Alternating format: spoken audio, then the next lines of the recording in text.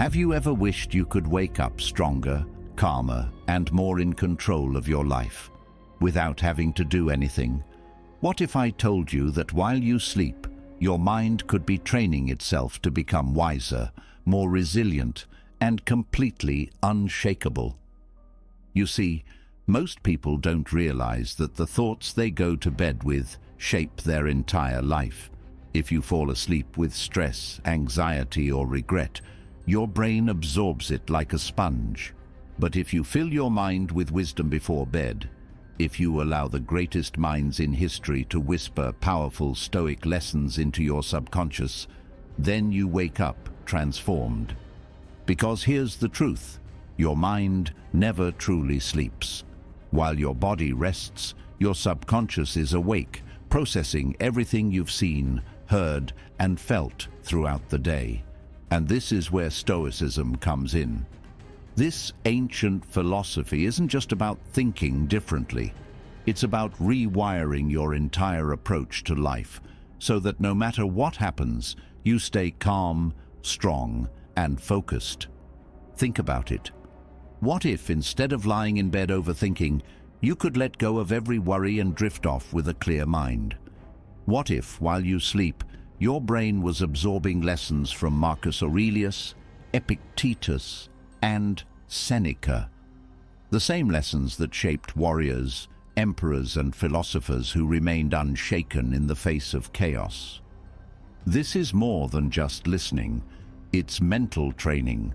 It's rewiring your thinking. It's a nightly reset that clears out self-doubt, replaces fear with confidence, and strengthens your ability to handle anything life throws your way. By the time you wake up, you won't just feel rested, you'll feel prepared. Prepared to take on the day with clarity, to face challenges without breaking, and to navigate life with the wisdom of the Stoics running through your veins. So, if you're tired of waking up to the same mental battles every morning, if you want to stop overthinking, stop reacting emotionally, and start living with purpose, if you're ready to make a real change without spending extra effort, then let these 4 hours of Stoicism work on you while you sleep. By the time you open your eyes tomorrow, your mind will already be stronger. Let's begin. As the night falls and the world slows down, something shifts within the mind. The distractions that kept thoughts at bay throughout the day fade away, leaving behind a storm of unfinished emotions, lingering worries, and silent regrets. The noise of the world may have quieted, but the noise inside the head only grows louder. It replays past conversations, reopens old wounds, and anticipates future struggles that haven't even happened yet. And so, instead of resting, the mind wrestles with itself, trapped in a cycle of overthinking. Most people don't realize how much baggage they bring to bed with them. The unresolved tensions from a stressful meeting, the irritation from a careless comment, the small failures of the day, all of it lingers beneath the surface, tightening its grip as the body lies still. Sleep becomes a battlefield where the mind fights against itself, unable to find true rest. No matter how many hours are spent in bed, waking up still feels exhausting because the weight of yesterday was never released. The body may be at rest, but the mind never gets the chance to let go. This is where the power of mental detox comes in. The Stoics understood that clarity is not something that happens by accident. It is something that must be created. A mind left unchecked will naturally drift toward a chaos. It will dwell on frustrations, cling to regrets, and invent problems that don't even exist yet. But when trained properly, the mind can be freed from this trap. It can learn to filter through thoughts, discard what is useless, and hold on to only what is necessary. This is not about suppressing emotions or pretending that problems don't exist.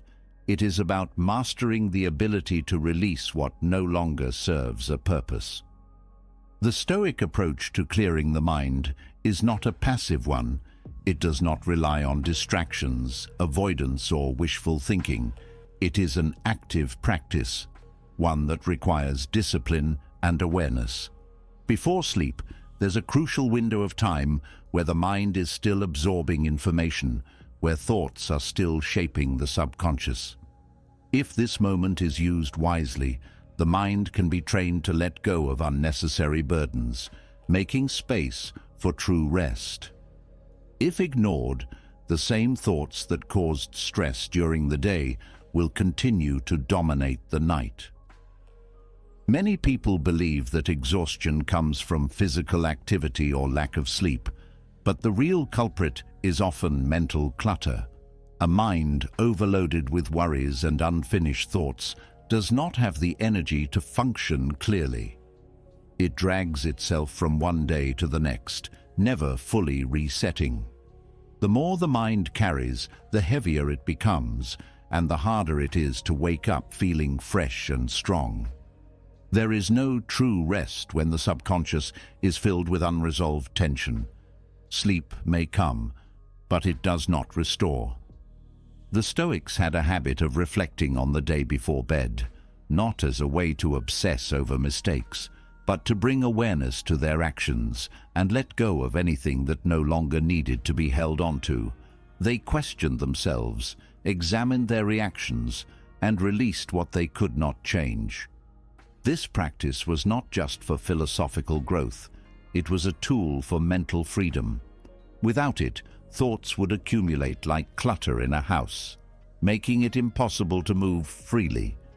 When the mind is not trained to release, it clings to everything. A passing remark from a stranger turns into a deep insecurity. A minor inconvenience spirals into frustration. A simple task undone becomes an unbearable source of guilt. The mind, without discipline, amplifies suffering. It repeats painful memories, predicts worst-case scenarios, and fills the quiet of the night with restless thinking. It does not know how to stop because it has never been taught that it doesn't have to hold on to everything. There is a power in deciding that the day is over. It is the difference between being a prisoner to every passing thought and being the master of one's own mind. It is a conscious choice to say, "I will not take this with me into the night." It is an acknowledgement that not everything needs to be solved immediately, that not every problem deserves space in the mind before sleep. This is not avoidance, it is strategy. The mind must be protected, and part of that protection is learning to let go when the day is done. Stress is not caused by events. It is caused by resistance to those events. A conversation that went badly is not what keeps someone up at night. It is the refusal to accept that it happened. A mistake made earlier in the day is not what causes sleeplessness. It is the mind's insistence on replaying it over and over again, as if that could change the past. The mind does not suffer because of what happens. It suffers because it holds on when it should release. A trained mind knows when to put things down. It knows that there is a time to analyze and a time to rest. It understands that not all thoughts deserve attention and that not all emotions require immediate resolution. The Stoics practiced this discipline daily, filtering through what mattered and discarding what did not. They did not carry yesterday's failures into today, and they did not allow today's struggles to steal the peace of the night. To detox the mind before sleep is to cleanse it of everything unnecessary. It is to take stock of the day, acknowledge what needs improvement, and then release it completely. It is to decide, before the body rests, that the mind will also rest. This is not done by force, but by awareness. When a thought arises, it is not fought or suppressed. It is simply observed and let go. Releasing the burdens of the day is an act of self-discipline. It is the refusal to let thoughts take control. It is the understanding that overthinking does not solve problems. It only prolongs them. The Stoics knew that the secret to mental peace was not in controlling everything, but in knowing what to let go of. They trained their minds to be strong, not by carrying more, but by carrying less. When the mind learns to release, sleep becomes deeper, thoughts become clearer, and the next day begins with strength rather than exhaustion. There is no longer a backlog of unfinished emotions waiting to be processed. There is no longer a mental weight dragging into the next morning. There is only clarity, lightness, and the ability to face life with a mind that is fresh and unburdened. Mental detox is not a luxury, it is a necessity. Without it, the mind becomes a storage unit of unresolved stress, accumulating more each day until it becomes impossible to function without fatigue. The Stoics understood that a peaceful mind is not given. It is created through practice, through the discipline of letting go. Every night before sleep, there is an opportunity to reset, to refuse to be weighed down by what no longer matters, to decide that thoughts do not own the mind, and that emotions do not dictate reality, to train the brain to be light, clear, and strong. And when this practice becomes a habit, something incredible happens. Sleep is no longer just rest, it is renewal. The mind, once trapped in its own cycle of worry, becomes free, and the person who wakes up is no longer carrying yesterday's burdens, but is stepping into a new day with absolute clarity and strength. The mind is clear, free from the weight of the day, no longer trapped in a cycle of overthinking and unnecessary burdens. But clarity is not enough. A mind that is unburdened is only half prepared for growth.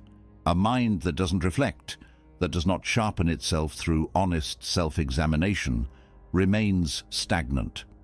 It is one thing to release the weight of the past, and another to learn from it so that the same mistakes do not return in different forms. This is why the Stoics did not simply clear their minds before bed. They refined them. They sat with their own thoughts, turned them over, examined them under the harsh light of truth, and measured their own actions with brutal honesty. They didn't do this to punish themselves, but to make sure that each day was a step forward, not a repetition of the same old habits. Reflection was not an indulgence, it was a necessity, a discipline as essential as breathing. Marcus Aurelius, the most powerful man of his time, did not go to sleep without questioning his own thoughts and actions. He did not assume that wisdom would come to him naturally. He pursued it actively, holding himself accountable for the way he lived.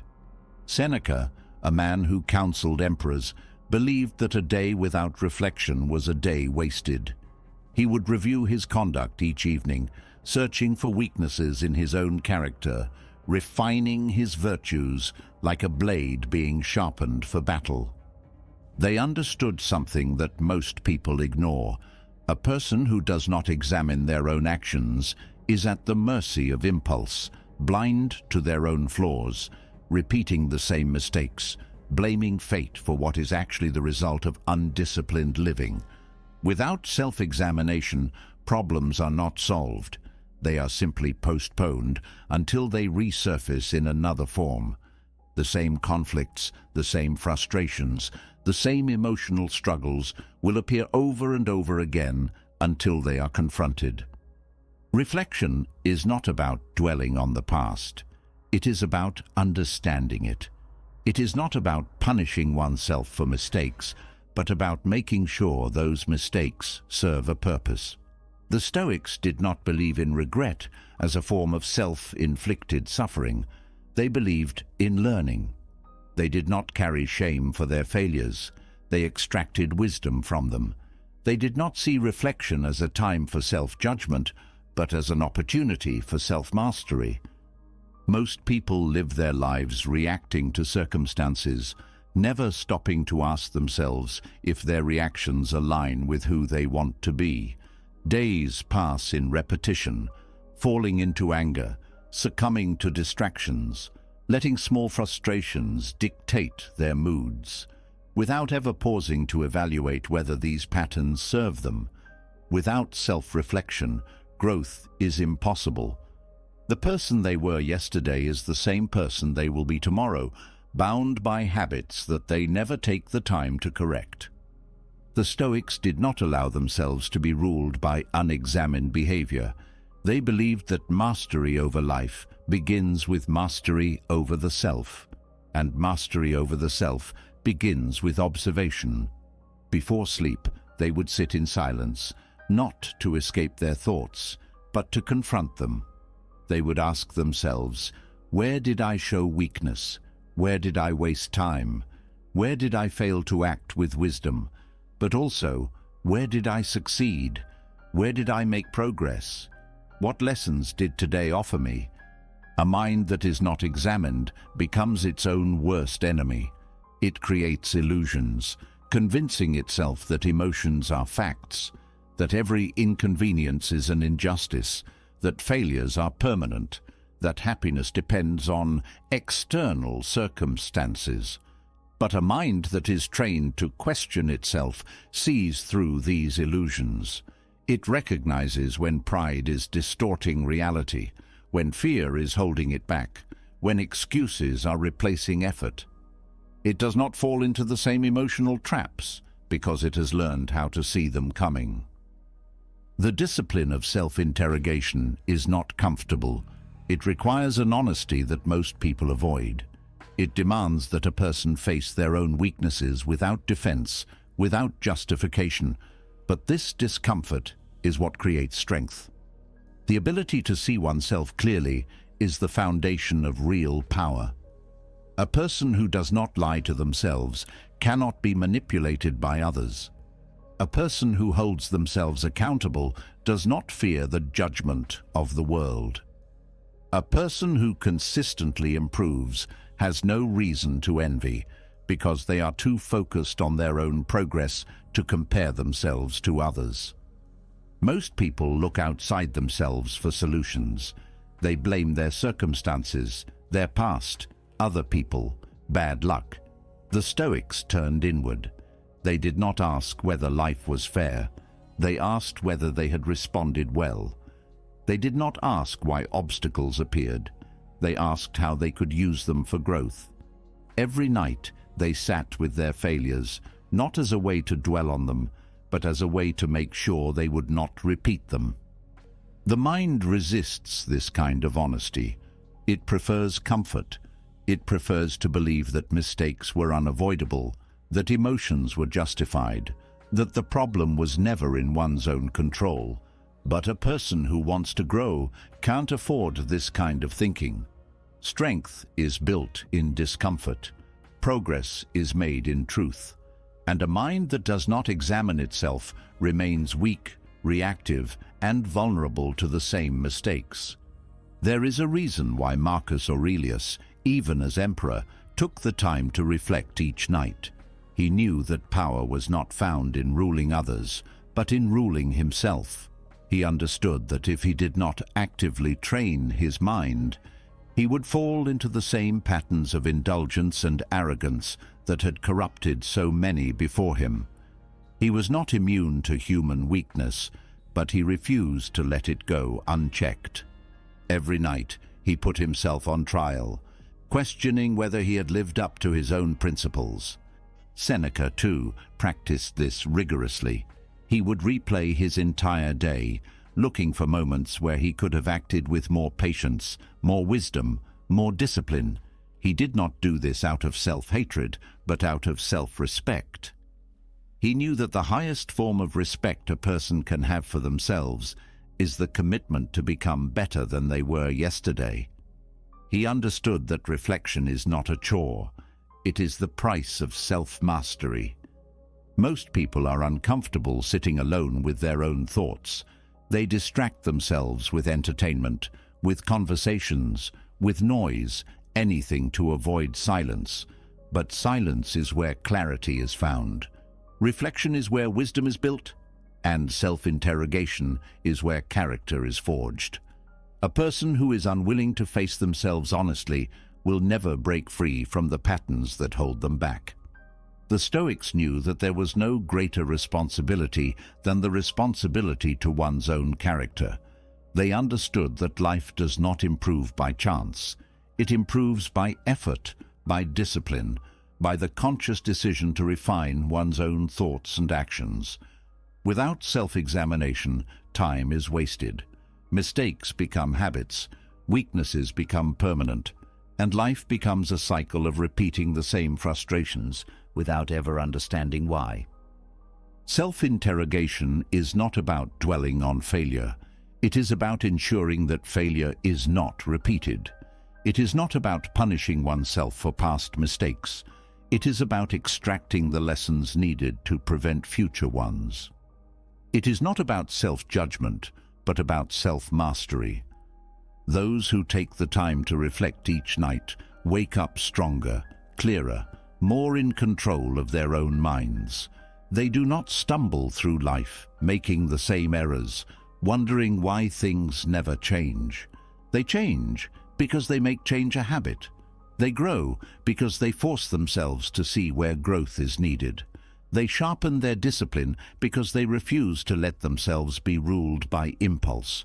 And so, every night before sleep, they close their eyes, not to escape, but to see more clearly, not to avoid their thoughts, but to master them, not to be burdened by the past, but to ensure that tomorrow is built on stronger foundations.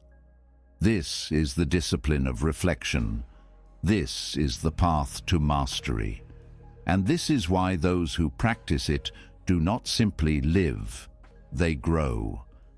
Self-reflection sharpens the mind, revealing patterns of behavior and thought that would otherwise remain invisible. It is a process of self-examination, but without emotional decompression, even the most disciplined reflection can turn into an exhausting mental loop. Awareness without release becomes a burden rather than a tool. To see oneself clearly is essential, but to remain attached to everything observed is to carry unnecessary weight. Self-mastery is not just about recognizing weaknesses and mistakes. It is about knowing how to let them go at the right time. The mind has a tendency to hold on to things long after they have served their purpose. A careless comment from someone hours earlier lingers in the back of the mind. A mistake made at work continues to replay, even when there is nothing left to do about it. Unfinished conversations, unresolved emotions, and worries about the future stack up like heavy stones, making rest feel impossible. The inability to detach from the day's events transforms what should be a period of renewal into a continuation of stress. Detachment is not about ignoring emotions or pretending they do not exist. It is about understanding that thoughts and feelings do not need to dictate every moment. A mind that cannot let go becomes restless, creating an ongoing cycle of tension that carries into the night and influences the next day. The ability to step back, to observe without being consumed, is what separates those who are in control of their emotions from those who are controlled by them. Most people do not realize how much their emotional state before sleep affects their subconscious. The final moments of wakefulness set the stage for the mind's activity throughout the night. If tension, regret, or worry are the last things processed, the brain continues working through them in ways that affect sleep quality, energy levels, and even mood upon waking. A mind that is still in conflict does not rest deeply. Emotional decompression is an intentional practice, a deliberate effort to create distance between the self and the emotions that try to dominate it. The Stoics understood that clinging to emotions only prolongs suffering. They knew that stress is often self-created, not by external events, but by an unwillingness to release them. They practiced a method of detachment that allowed them to experience emotions without being enslaved by them. Training the mind to detach begins with understanding that emotions are temporary. Even the strongest feelings eventually pass if they are not continuously fed. The mind clings to emotions because it mistakenly believes that holding on to them gives it control. But in reality, attachment does not provide control, it removes it. Letting go is not an act of weakness, but an assertion of dominance over the mind. Emotional attachment is fueled by the belief that every feeling demands attention. It is easy to mistake a passing frustration for something significant. A single moment of embarrassment or disappointment can feel overwhelming, not because of the event itself, but because the mind replays it endlessly, adding unnecessary weight. The ability to step back and see emotions as fleeting rather than permanent changes everything. The Stoics did not suppress emotions. They observed them, recognized their transient nature, and refused to let them dictate their state of mind. The habit of detachment does not mean becoming indifferent or emotionless. It means responding to emotions with discipline rather than impulse. It means knowing when to engage and when to step back. The mind does not need to solve every problem before sleep. Some things are better left unresolved until a calmer state of mind can approach them with wisdom. The Stoics understood that delaying emotional reactions often leads to better decisions and greater peace. Most of what keeps people awake at night is not the reality of their circumstances, but the way they have interpreted them. Worry thrives in exaggeration.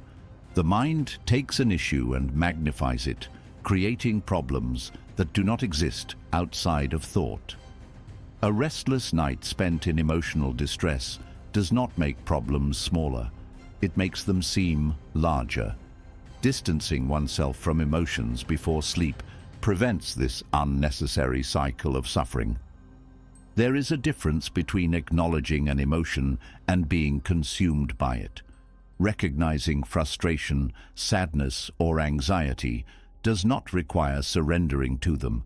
The ability to say, "This feeling exists, but I do not need to hold on to it," is one of the most powerful mental habits to develop. The more often this is practiced, the easier it becomes to move through emotions without being trapped by them. Letting go before sleep is a form of mental training. Just as the body needs to relax physically, the mind must learn to release tension. A calm state is not something that happens automatically. It is something that must be cultivated. The mind resists stillness at first, especially if it has spent years conditioned to overanalyze and hold on to emotions. But with repetition, the ability to detach becomes second nature. The mind often confuses holding on with taking action. Worry feels productive because it creates the illusion of solving a problem. But in reality, most worries that surface before sleep cannot be addressed in that moment. They can only disrupt rest, draining energy that will be needed to actually handle challenges when the time comes. The Stoics knew that worrying about something that cannot be changed in the present moment is a form of self-inflicted suffering. Training detachment requires setting limits on how much attention emotions receive. There is a time to reflect, a time to process, and a time to let go. Reflection without release leads to mental exhaustion. Letting go without reflection leads to avoidance. The balance is found in knowing when enough thought has been given to a situation and when it is time to set it aside. Creating distance from emotions before sleep also strengthens self-discipline. The ability to regulate one's own mental state is a skill that extends into every part of life. A person who can choose when to engage with emotions and when to detach from them is far less likely to be overwhelmed by external events. This level of control brings stability, preventing emotional turbulence from dictating actions and reactions. Detachment before sleep also changes the way emotions are experienced throughout the day. When the mind is trained to release, it does not store unnecessary emotional residue. Frustrations do not accumulate. The nervous system is not kept in a prolonged state of stress.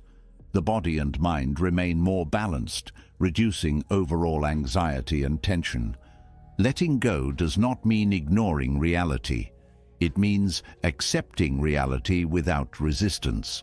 The mind naturally clings to what it wants to change, believing that struggle will force a different outcome. But most situations do not require more struggle. They require a clearer perspective. When emotions are released, clarity takes their place. Emotional decompression is not just about sleep. It is about overall mental strength. The more a person learns to detach before bed, the easier it becomes to detach during the day. The same ability to let go of frustration at night applies to letting go of irritation in conversations, impatience in difficult moments, and anxiety about the future. It is a skill that strengthens every aspect of life. Training the mind to release is an act of discipline. It is a refusal to be controlled by thoughts that do not serve a purpose. It is a commitment to keeping the mind clear and light, free from unnecessary burdens. The Stoics mastered this art, not because they did not feel emotions, but because they understood that emotions should be observed, not obeyed. Each night is an opportunity to practice this discipline. The decision to detach does not happen all at once. It happens through small, consistent choices. Choosing not to replay a conversation, choosing not to indulge in worry, choosing to step back rather than overanalyze. These small acts of detachment create a stronger, calmer mind over time. A person who masters the ability to let go before sleep does not just rest better, they live better. They move through life with clarity instead of confusion, focus instead of distraction, and peace instead of unnecessary struggle. The training happens each night in the quiet moments before sleep, when the mind is given a choice: to carry everything into tomorrow or to release it and wake up stronger. Letting go before sleep clears the mind, removing the weight of unnecessary emotions and unresolved worries. But detachment alone is not enough. The mind is not meant to be left empty.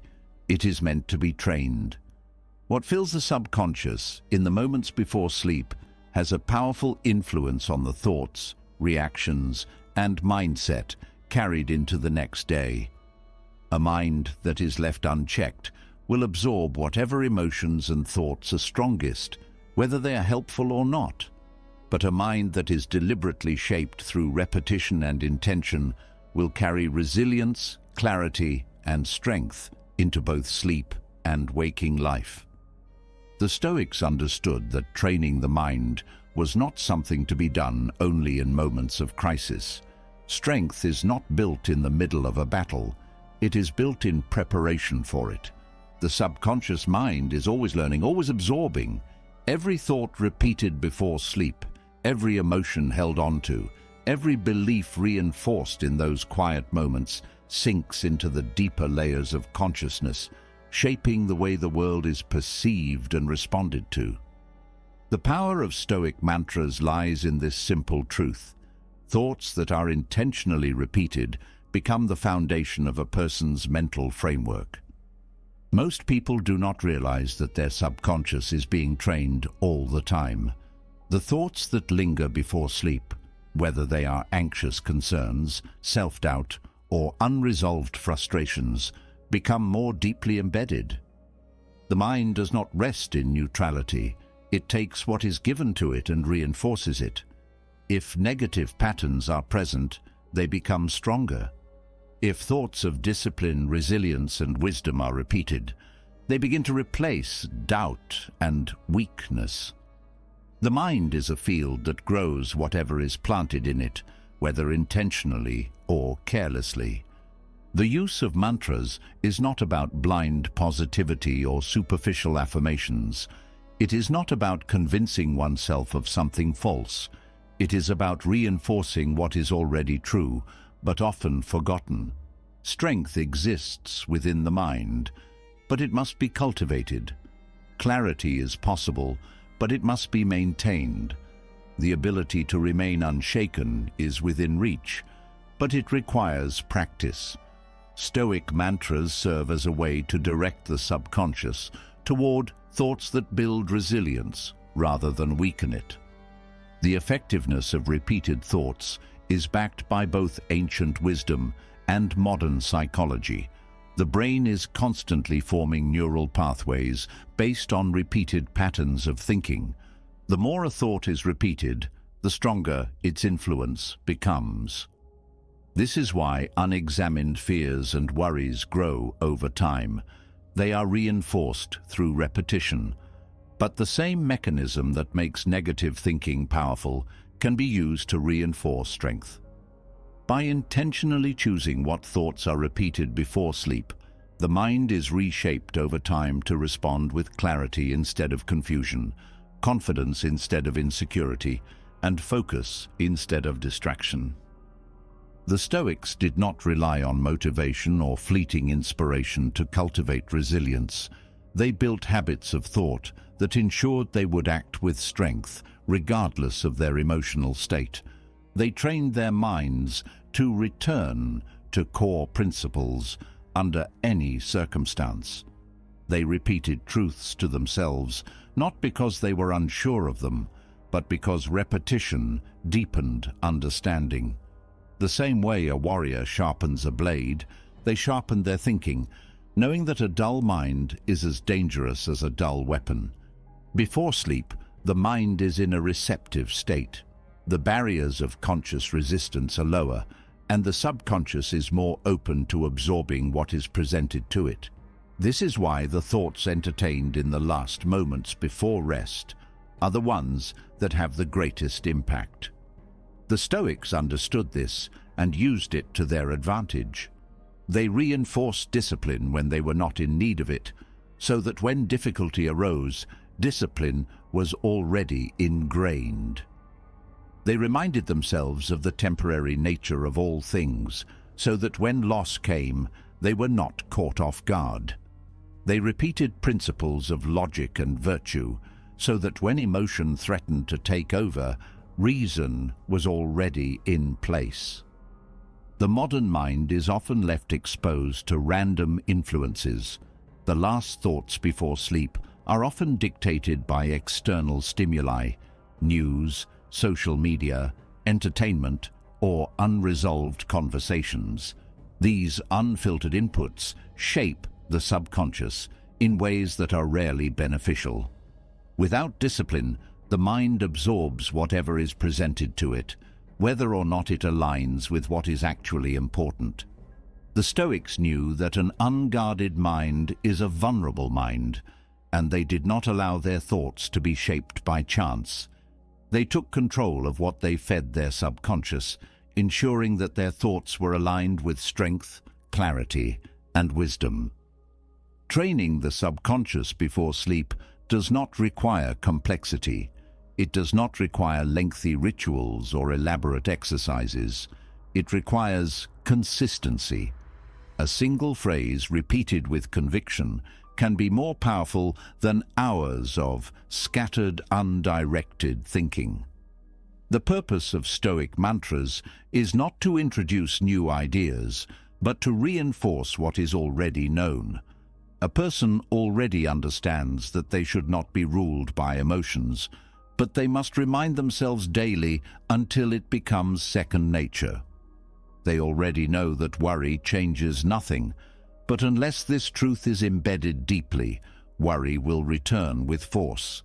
They already know that external events are beyond control, but without reinforcement, attachment to outcomes will persist.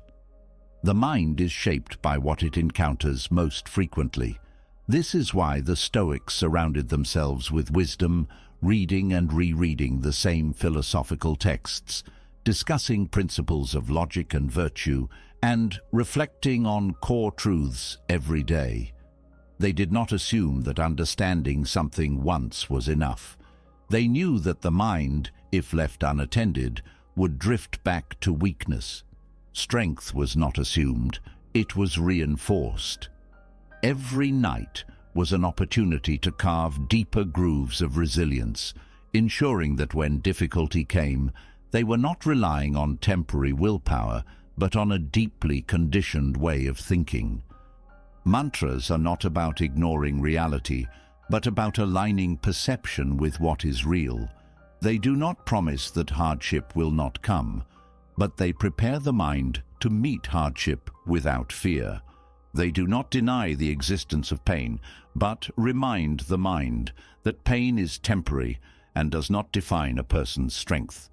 They do not eliminate struggle, but they create a mindset that turns struggle into growth. Repetition is the key to making these thoughts automatic. The same way muscle memory is built through repeated movement, mental habits are built through repeated thought. The Stoics did not wait for moments of crisis to remember their principles. They ingrained them into their subconscious so that when difficulties arose, they did not need to search for wisdom. It was already present. The power of training the subconscious is that it works even when not consciously focused on it. A person who repeats certain thoughts before sleep does not need to consciously force themselves to act in alignment with those thoughts the next day. The alignment happens naturally because the mind has been conditioned to respond that way. A person who consistently reinforces the idea that external events do not dictate inner peace will find themselves less affected by external circumstances without having to force the reaction. A person who repeatedly reminds themselves that struggle is an opportunity for growth will begin to see challenges differently without needing to convince themselves in the moment. Strength is not something that is summoned in times of need. It is something that is built in times of calm. The reason most people struggle to remain disciplined, resilient, and focused is because they have not trained their subconscious to think in alignment with these principles. They attempt to rely on conscious willpower, but willpower is unreliable. It fluctuates with emotions, with energy levels, with external pressures. The subconscious, however, is always present. If it has been trained properly, it will uphold resilience even when the conscious mind is exhausted. The key to rewiring thinking patterns is consistency. The mind responds to what it is given regularly. If it is given stress and over-analysis, that is what it will reinforce. If it is given discipline and clarity, that is what it will strengthen. The Stoics knew that the battle for mental strength is won in the small moments, the thoughts repeated before sleep, the words spoken to oneself, the quiet reminders that guide decisions. By taking control of these moments, by choosing what the subconscious absorbs, the mind is transformed over time. Weakness is replaced with resilience, doubt with certainty, fear with acceptance. Every night is an opportunity to shape the thoughts that will determine not just the next day, but the entire course of life. This is the power of intentional repetition. This is the discipline of mental conditioning. This is the path to true resilience. The subconscious mind absorbs what it is given, the thoughts repeated before sleep, the emotions left unresolved, the lessons reinforced. These are the materials the mind uses to shape itself. But this process is not limited to the night. The way a person wakes up is just as important as the way they go to sleep. A strong mind is not built by accident. It is built through discipline, reinforced not only before rest, but also in the first moments of waking. The Stoics understood this well. They did not allow the mind to drift aimlessly from one state to another. They took control of how they entered the night and how they returned to the day. They knew that a person who wakes up with clarity and purpose has already won half the battle before stepping out of bed. Most people begin their day in a state of reaction. The mind is immediately drawn to external concerns, the weight of unfinished tasks, and the emotions carried over from the previous day. The first few minutes of wakefulness set the tone for everything that follows. If the mind begins in disorder, that disorder extends into every decision, every interaction, and every challenge. If the mind begins in strength, that strength becomes the foundation for how the day is lived.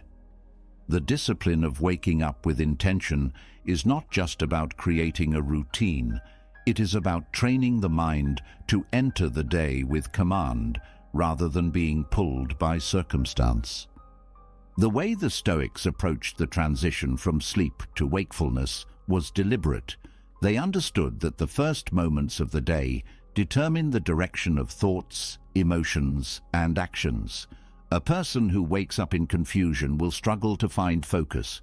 A person who wakes up in complaint will see problems before possibilities. A person who wakes up without direction will drift aimlessly through the day, easily swayed by external forces. But a person who wakes up with clarity, reminding themselves of their values and reinforcing their purpose, becomes unshakable. Waking up stronger does not start in the morning. It starts the night before. The mind cannot be expected to wake up in a state of strength if it was left in disorder the previous evening. A disciplined night prepares for a disciplined morning. The Stoics did not leave this to chance. They ensured that their last thoughts before sleep were aligned with wisdom, resilience, and clarity, so that their first thoughts upon waking would naturally follow the same path. Strength is not something that appears out of nowhere. It is a result of what is consistently cultivated. There is a common misconception that the way a person wakes up is purely a result of sleep quality. While rest is essential, the mental framework carried into the night is just as crucial. A restless mind cannot wake up calm. A mind filled with unresolved tension cannot wake up light. The state of wakefulness is a reflection of the thoughts that were absorbed the night before. If the last moments before sleep were filled with stress, the mind continues that pattern upon waking. If they were filled with discipline and clarity, the mind steps into the new day with those same qualities intact. The Stoics were not concerned with motivation. They did not rely on feelings of inspiration to carry them through the day. They relied on preparation. They knew that willpower is unreliable if it is not conditioned. A person who wakes up hoping to feel strong will often be disappointed. A person who wakes up having trained their mind for strength the night before will not need to rely on fleeting emotions. This is the difference between those who move through life with purpose and those who are tossed around by their own changing moods. The process of fortifying willpower overnight is subtle but powerful. It is not about forcing the mind into a rigid state of control. It is about making small, deliberate choices that reinforce strength over weakness. The thoughts entertained before bed must be aligned with the principles that should guide the next day. The emotions released before sleep must be let go so they do not interfere with clarity in the morning. The lessons reflected upon must not be left as mere thoughts, but transformed into intentions for how to act moving forward. A disciplined mind does not wake up in resistance. It does not hesitate, it does not seek excuses, and it does not indulge in self-pity. It wakes up already prepared, already committed to the path it has chosen. Most people struggle in the morning not because they lack energy, but because they lack direction.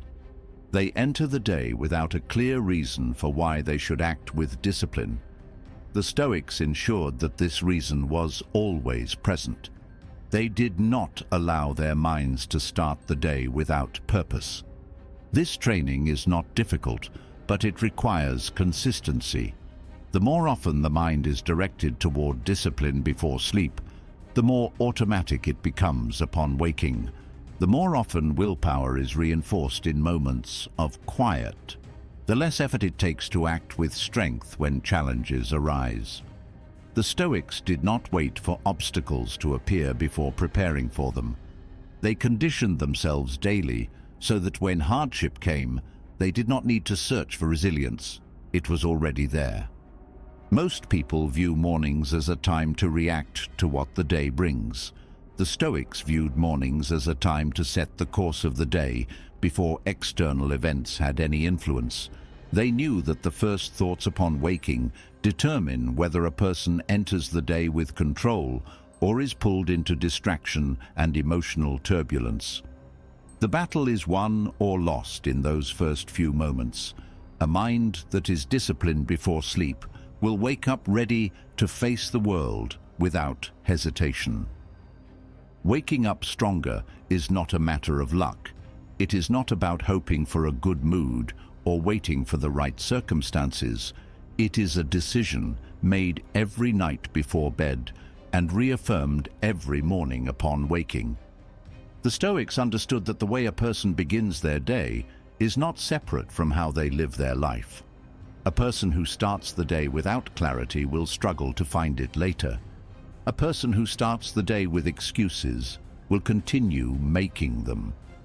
A person who starts the day with purpose, however, will carry that purpose into everything they do. The difference between those who live with strength and those who are ruled by impulse is found in small habits, repeated consistently. The discipline of how the mind is conditioned before sleep and how it is directed upon waking determines the trajectory of everything that follows. The Stoics ensured that their nights prepared them for their mornings, and their mornings prepared them for their lives. There is no need for complexity in this process. Strength is built through simplicity, through choices made repeatedly until they become second nature. The thoughts allowed before sleep must be chosen with care. The first thoughts upon waking must not be left to chance. The mind must be directed before external distractions have the chance to dictate its state. A person who takes command of these moments takes command of their life. Most people underestimate the power of the transition from sleep to wakefulness. They assume that their mindset in the morning is something that simply happens rather than something that is shaped. But the mind is always absorbing, always learning. If it is not trained intentionally, it will adopt whatever influences are strongest, whether they are useful or not. The Stoics did not allow this process to be uncontrolled. They made sure that when they woke up, they were already prepared to meet the day with strength. This practice is not about seeking comfort. It is not about waking up and feeling good. It is about waking up and being ready. Strength is not about ease. It is about control. A mind that is trained does not require external motivation to act with discipline. It does not wait for the right mood. It does not need reassurance. It wakes up and it moves forward.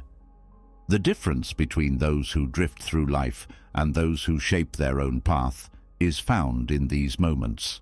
The first thoughts of the day either reinforce discipline or allow weakness to take root. The Stoics knew that how they woke up was just as important as how they fell asleep. A strong mind does not develop overnight, but it is built in the quiet, repeated choices that most people ignore. Each morning is a reflection of the night before. A disciplined night leads to a focused morning. A focused morning leads to a day lived with strength. A day lived with strength builds a life that is unshakable.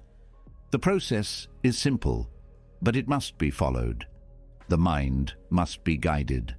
The first thoughts must be chosen. The path must be set before distractions have the chance to interfere. This is the foundation of a life lived with purpose.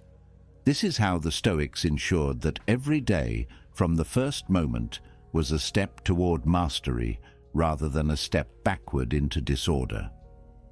Each day begins with a choice, but that choice is shaped by how the previous night was spent. Waking up strong is not a random event. It is the result of disciplined preparation. A mind that is clear before sleep wakes up with focus. A mind that is burdened wakes up in hesitation. The Stoics understood this cycle well, and they ensured that their final thoughts each night reinforced resilience and purpose rather than fear and distraction.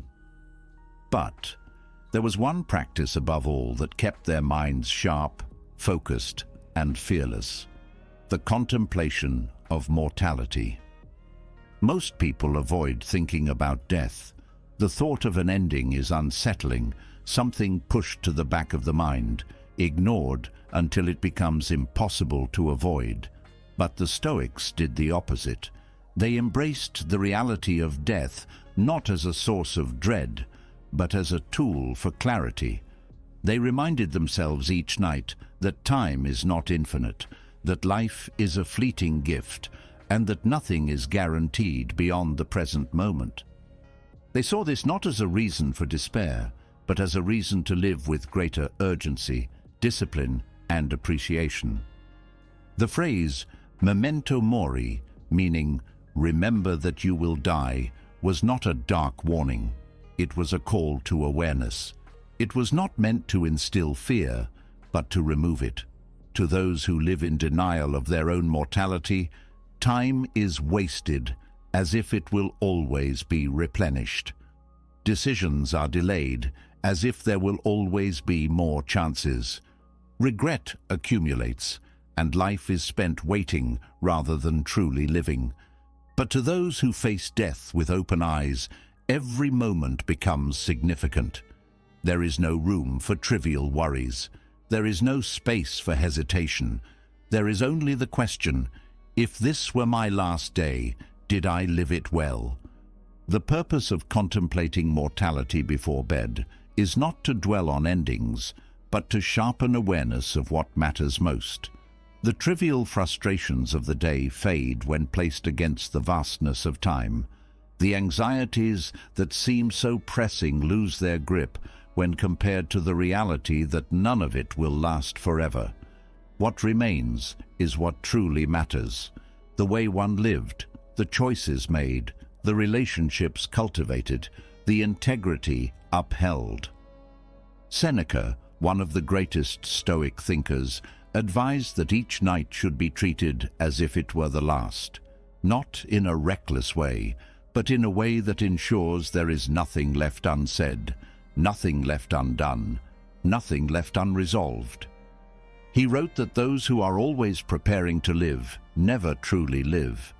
They wait for the right moment, the perfect conditions, the guarantee of more time. But life does not offer guarantees. He encouraged seeing each day as a complete chapter, making peace with its events, and accepting that if life were to end that night, it would end without regret. This mindset changes everything. The pettiness of arguments no longer seems worth carrying into sleep. The grudges that once felt justified now appear as weights dragging life downward.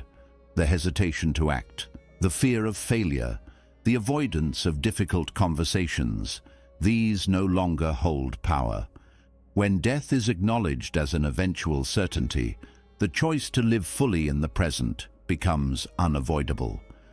Contemplating mortality is not about removing the desire to live. It is about strengthening it. The thought of impermanence sharpens appreciation. The last time something is done is always the most meaningful. The last words spoken to a loved one hold weight. The last sunrise seen is breathtaking. But the truth is, any moment could be the last. There is no warning when it will come. The only certainty is that it will. The Stoics did not see this as morbid, they saw it as liberating. Most fears that keep people awake at night lose their power in the face of mortality. The fear of failure, the fear of judgment, the fear of discomfort, these are insignificant when compared to the fact that time is always running.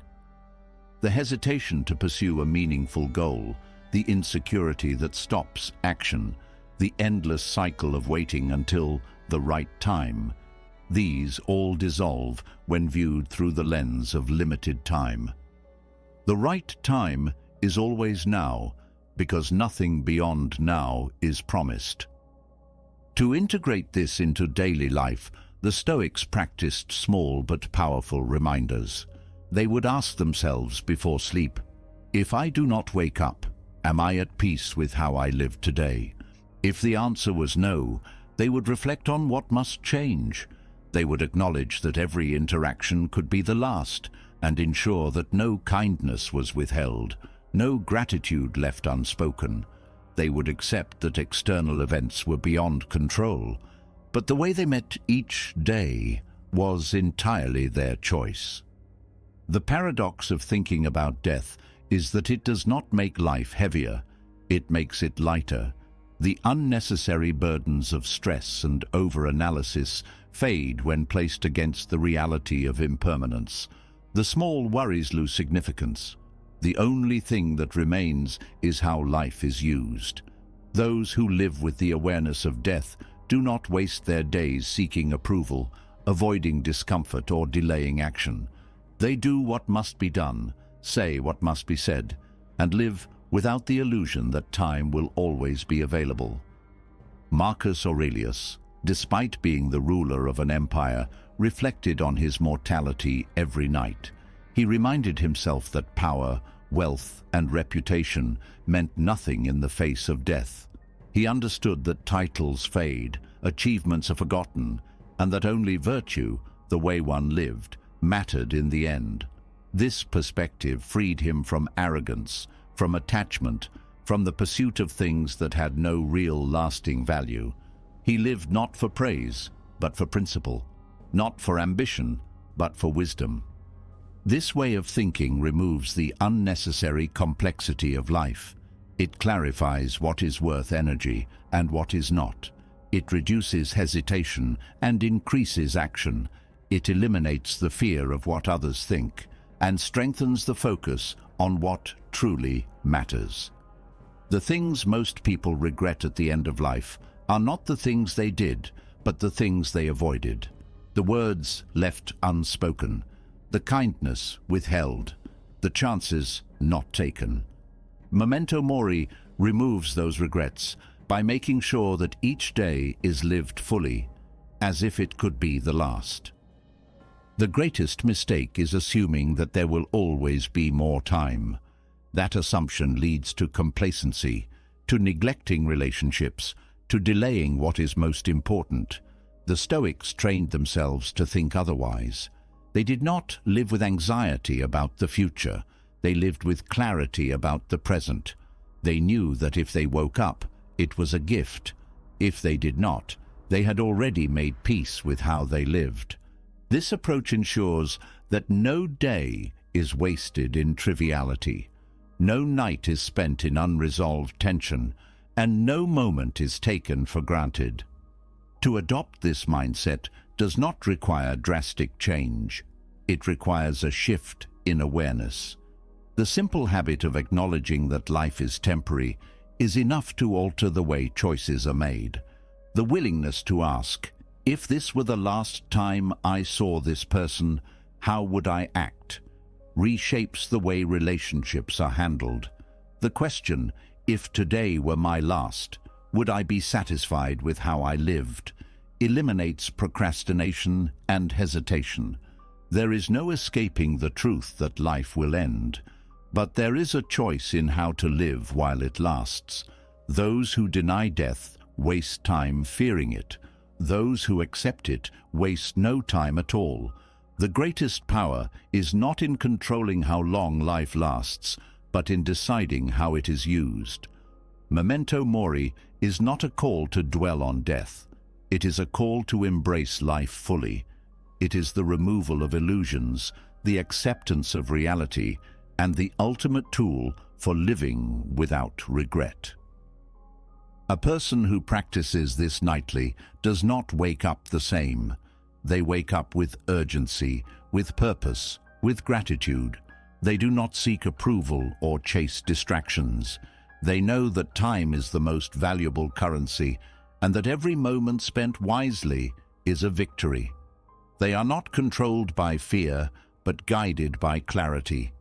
They live each day as if it were both the first and the last, with nothing left unsaid, nothing left undone, and nothing left to regret.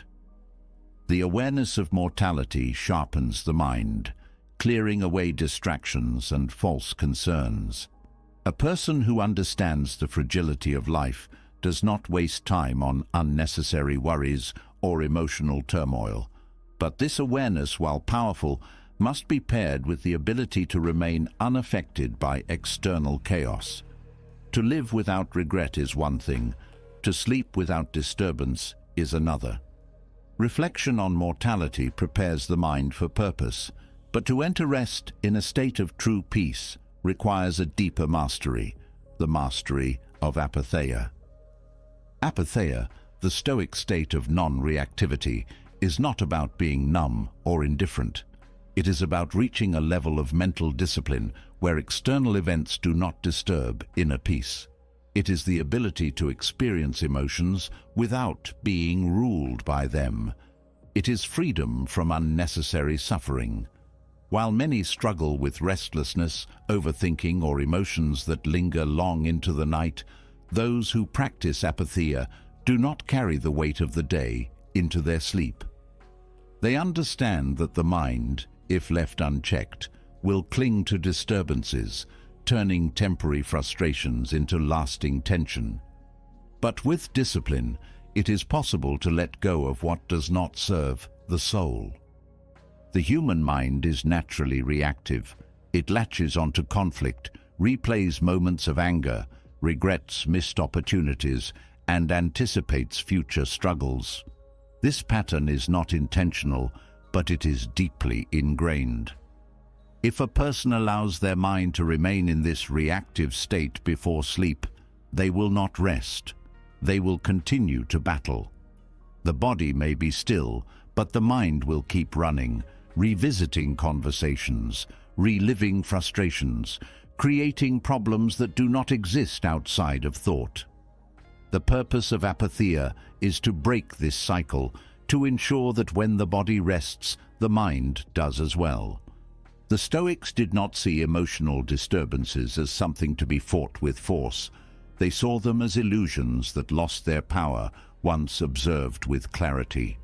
When an emotion is examined without resistance, it fades. When it is resisted or suppressed, it grows stronger. This is why most people struggle with sleep, not because of what happened during the day, but because of their inability to release it.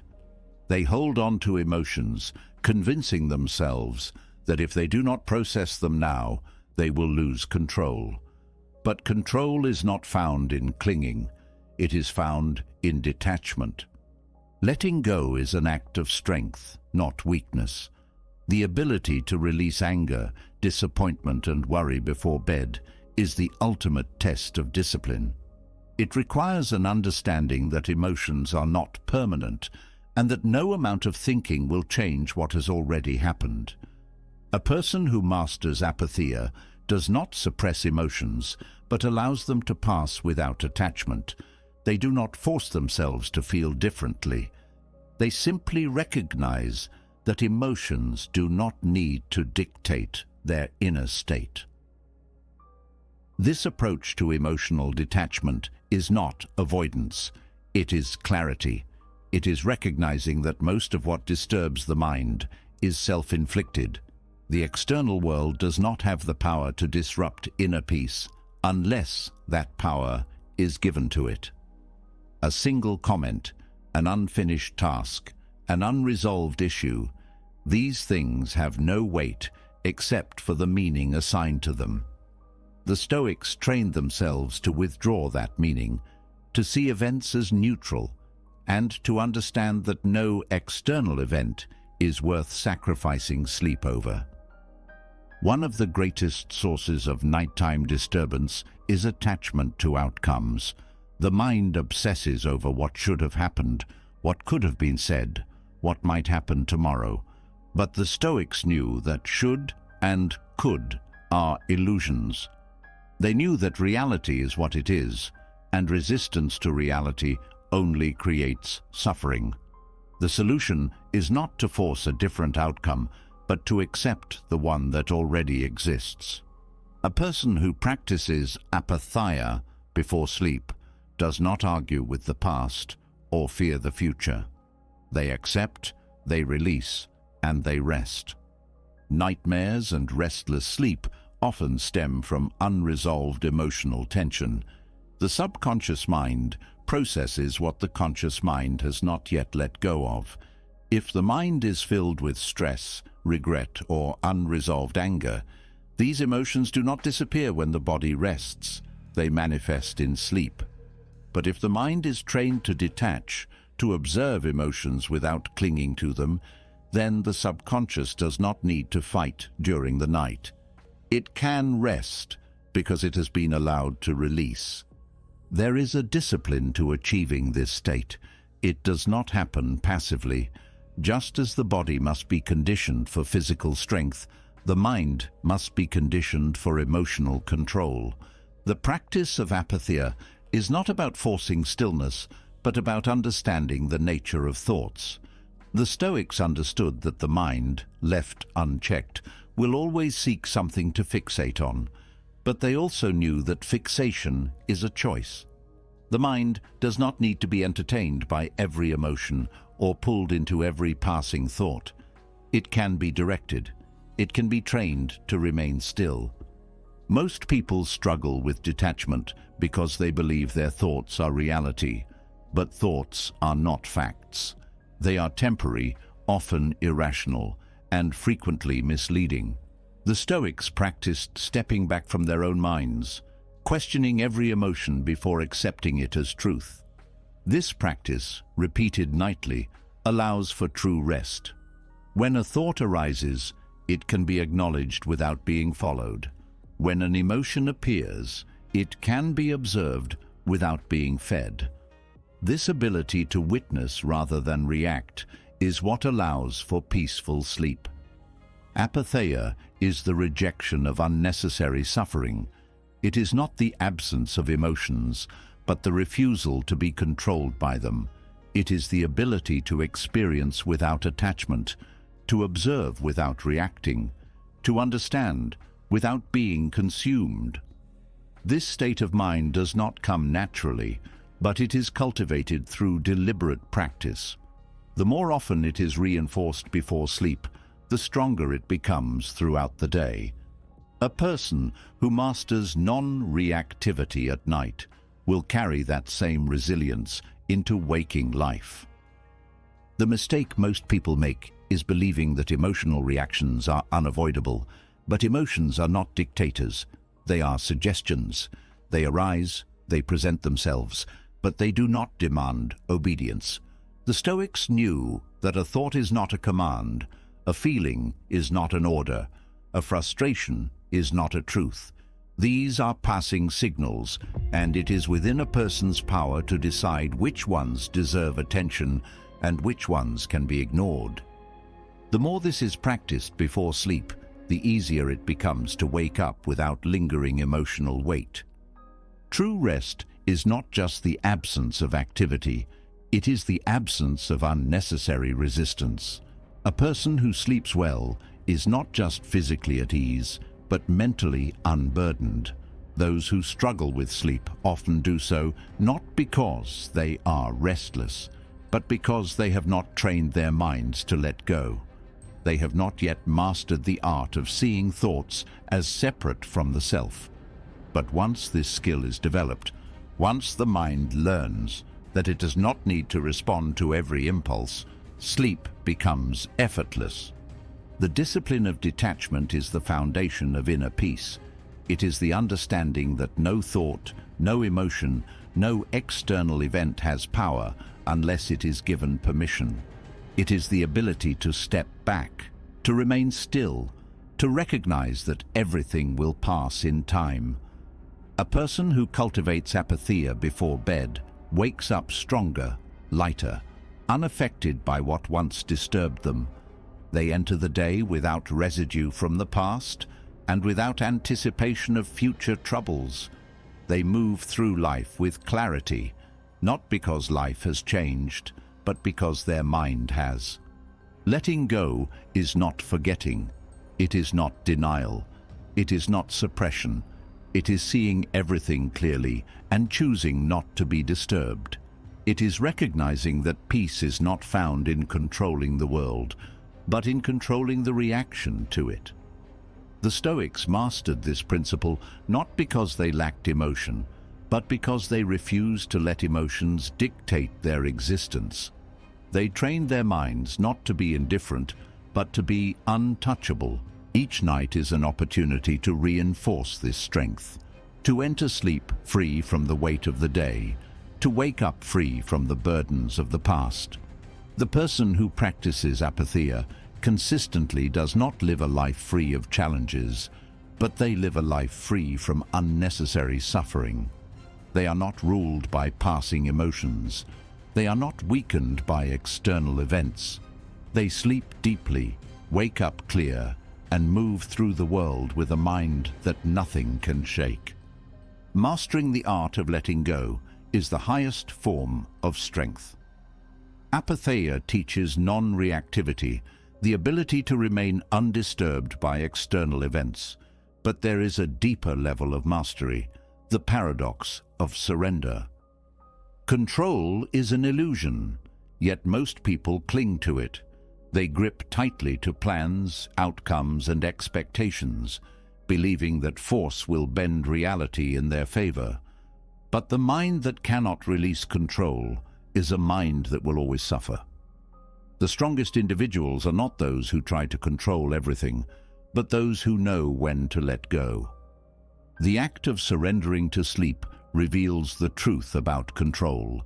No matter how much effort is exerted, sleep cannot be forced. It only arrives when the mind and body allow it. The more a person struggles to sleep, the further it drifts away. The paradox is clear.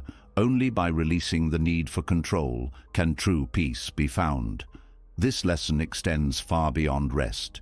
It applies to life itself. The mind naturally resists surrender. It wants certainty, structure, and assurance. It wants to control conversations, predict the future, and shape outcomes. This instinct comes from fear, the fear of failure, uncertainty, and loss. But the harder one fights against uncertainty, the deeper the suffering becomes. The more one tries to force control, the more exhausted they become. Those who struggle to sleep often believe they need to do something to make it happen, when in reality, the solution is in doing nothing. The strongest people are not those who grasp tightly, but those who trust. They trust that life will unfold as it should. They trust that their preparation is enough. They trust that rest will come when it is needed. This is not passivity. It is wisdom. It is the understanding that trying to control the uncontrollable is wasted effort. The person who masters surrender is not weak. They are free. Most people associate strength with action, with constantly trying, fixing, pushing. But true strength is found in stillness, in the ability to let life flow without resistance. A person who clings tightly to their worries, their fears, their outcomes, is drained by an invisible battle. Their energy is spent trying to manipulate things beyond their reach. But those who embrace surrender channel their strength into what actually matters. They do not exhaust themselves fighting unwinnable battles. They know when to act and when to release. Sleep is the perfect training ground for this philosophy. If the mind can learn to let go before bed, it can learn to let go in life. The same mechanism that keeps a person awake at night, overthinking, grasping, resisting, is the same mechanism that causes suffering during the day. The fear of letting go is rooted in the belief that control equals safety. But safety does not come from clinging to things that cannot be held. It comes from trusting oneself to handle whatever arises. This shift in thinking is difficult at first. The mind is conditioned to seek control as a form of security. But security is not found in force. It is found in flexibility. A tree that does not bend in the wind will break. A mind that does not allow itself to release will shatter under pressure. Strength is not measured by how much one can hold on to, but by how well one can adapt, flow, and trust. Most people do not sleep well because they enter the night fighting instead of releasing. They fight their thoughts, they fight their emotions, they fight the quiet. But sleep is not won through effort. It is allowed through surrender. The same is true for peace. It is not achieved by controlling everything. It is found in letting go of the illusion of control. There is a reason why those who trust life sleep better. Their minds are not tangled in problems they cannot solve at night. Their energy is not wasted on anxieties that will not change the outcome. They understand that tomorrow will come regardless of how much they worry about it. This level of trust does not mean avoiding responsibility. It means knowing the difference between what is within power and what is not. The Stoics mastered this distinction. They focused only on what was in their control and accepted everything else without resistance. They did not waste time fearing the future or regretting the past because they knew neither could be controlled. They lived in alignment with reality rather than in opposition to it. And because they did not resist life, they moved through it with ease, clarity, and strength. Surrender is not about weakness. It is about efficiency. It is about using energy wisely, directing it only toward what is productive. The person who resists what cannot be changed is fighting a battle they will always lose. The person who accepts reality as it is moves through life without unnecessary suffering. Before sleep, the practice of surrender must be reinforced. The mind must be trained to release thoughts instead of clinging to them. Worries must be seen for what they are, phantoms of the mind that have no power unless entertained. The body must be given permission to rest rather than being placed under pressure to sleep. Sleep is a natural process, just as peace is a natural state. Both are disrupted only when control is forced. When letting go becomes a habit, life becomes lighter. Every challenge is met with calm instead of resistance. Every setback is handled with clarity instead of panic. The need for control disappears because it is no longer seen as necessary. The belief shifts from "I must control everything" to "I can handle whatever comes." This shift creates true inner strength. A person who does not need to control everything is unshakable. They are not thrown off course by uncertainty. They are not weakened by fear. They move through the world with confidence, not because they know what will happen, but because they know they can handle it. At night, this philosophy must be reinforced. The thoughts that arise before sleep must be met with non-attachment. The tension of the day must be allowed to dissolve. The need to solve everything before rest must be abandoned. The night is not for control. It is for release. The more this practice is reinforced, the easier it becomes. The mind learns that it does not need to hold on to every thought, every worry, every fear. It learns that strength is found in trusting, not in clinging. It learns that peace is not something to chase, but something to allow. Letting go does not mean giving up. It means choosing where energy is best spent. It means recognizing that some things are meant to unfold without interference. It means trusting oneself enough to stop gripping on to illusions of control. The person who embraces this truth lives a life of freedom.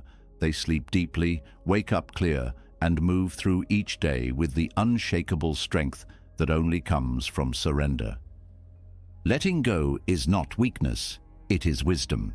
The mind that fights for control spends its energy on illusions, while the mind that trusts its own strength moves through life with clarity. Surrender does not mean inaction. It means knowing what is worth effort and what is best left to unfold. This is not just a lesson for waking life. It is a principle that transforms the way the mind functions, even in sleep. But letting go is only half of the equation. The next step is deliberate reprogramming, the act of guiding the subconscious mind to think with clarity, reason, and strength, even when awareness fades into sleep. Most people assume that thought is something they consciously control, that reasoning happens only when they are actively thinking. But the reality is that much of what shapes perception, reaction, and decision-making happens automatically, beneath the surface of awareness. The subconscious absorbs everything it is fed, whether intentionally or passively. It does not discriminate between useful and useless thoughts, between rational and irrational beliefs. It simply reinforces what it receives most often. This means that if a person does not take control of what they repeatedly think, their mind will be shaped by whatever dominates their internal world, whether they chose it or not. The Stoics understood this. They knew that the battle for clarity and inner strength is not won in moments of crisis. It is won in the quiet, in the repeated conditioning of thought. The mind, like the body, becomes what it is trained to be. If it is trained in fear, it becomes fearful. If it is trained in overreaction, it becomes impulsive. But if it is trained in reason, it becomes unshakable. This training does not need to be a struggle. It does not require force. It simply requires repetition, deliberate reinforcement of the thoughts that serve rather than weaken. Before sleep, the mind is most receptive to suggestion. The conscious defenses relax, and whatever is placed into thought sinks deeper into the subconscious. This is why worries at night feel heavier, why emotions replay endlessly, and why unresolved stress lingers. The mind, when left unguided, naturally fixates on what is most emotionally charged. But it doesn't have to be this way. A person who deliberately chooses what their mind absorbs before sleep is, in essence, shaping their entire thought process. The power of auto-suggestion lies in its simplicity. It does not require overthinking. It does not require effort. It only requires consistency. If the last thoughts before sleep are those of clarity, reason, and strength, then the mind spends hours reinforcing those qualities, rewiring itself without resistance. This is not motivation. It is not blind positivity. It is training. The Stoics did not hope for rational thinking in moments of difficulty. They did not rely on willpower alone. They ensured that their minds were preconditioned for clear thought long before challenge arrived. They repeated principles to themselves, not because they doubted them, but because repetition turns ideas into reflexes. They reminded themselves that external events do not dictate inner peace, that emotions are not commands, that what happens is far less important than how it is interpreted. By repeating these truths constantly, they ensured that when pressure arose, their response was automatic rationality rather than instinctive emotion. This is why Stoic auto-suggestion before sleep is one of the most powerful tools for mental transformation. It bypasses resistance. It does not rely on willpower. It works in the background, shaping thought patterns overnight, so that when the next day arrives, clarity has already been reinforced. The key is deliberate focus on what is repeated. Just as a body grows stronger when it is trained with the right movements, the mind becomes clearer when it is trained with the right thoughts. Many people live with minds that work against them, not because they are incapable of reason, but because they have not trained their subconscious to prioritize it. They assume that if they understand something logically, it will naturally guide their actions. But this is not true. The mind does not operate purely on logic. It operates on habitual patterns of thought. If a person's first instinct is to overreact, to ruminate, to indulge in negativity, that is what their mind will default to, even if they consciously know better. The solution is to reprogram that default state. Training the mind for rational thought is not about force. It is about exposure. A person who listens to irrational thoughts all day and then tries to be rational in a crisis will fail. But a person who immerses their mind in clarity before sleep will wake up with that clarity reinforced.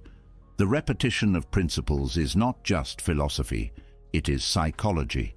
The brain strengthens whatever it is exposed to most frequently. If it is flooded with anxiety, anxiety becomes the default. If it is filled with disciplined, rational thought, that becomes the baseline from which all reactions stem. The Stoics understood the importance of setting the tone for the mind. They did not allow randomness to dictate their thoughts. They did not let external chaos shape their internal world. They chose which ideas to reinforce.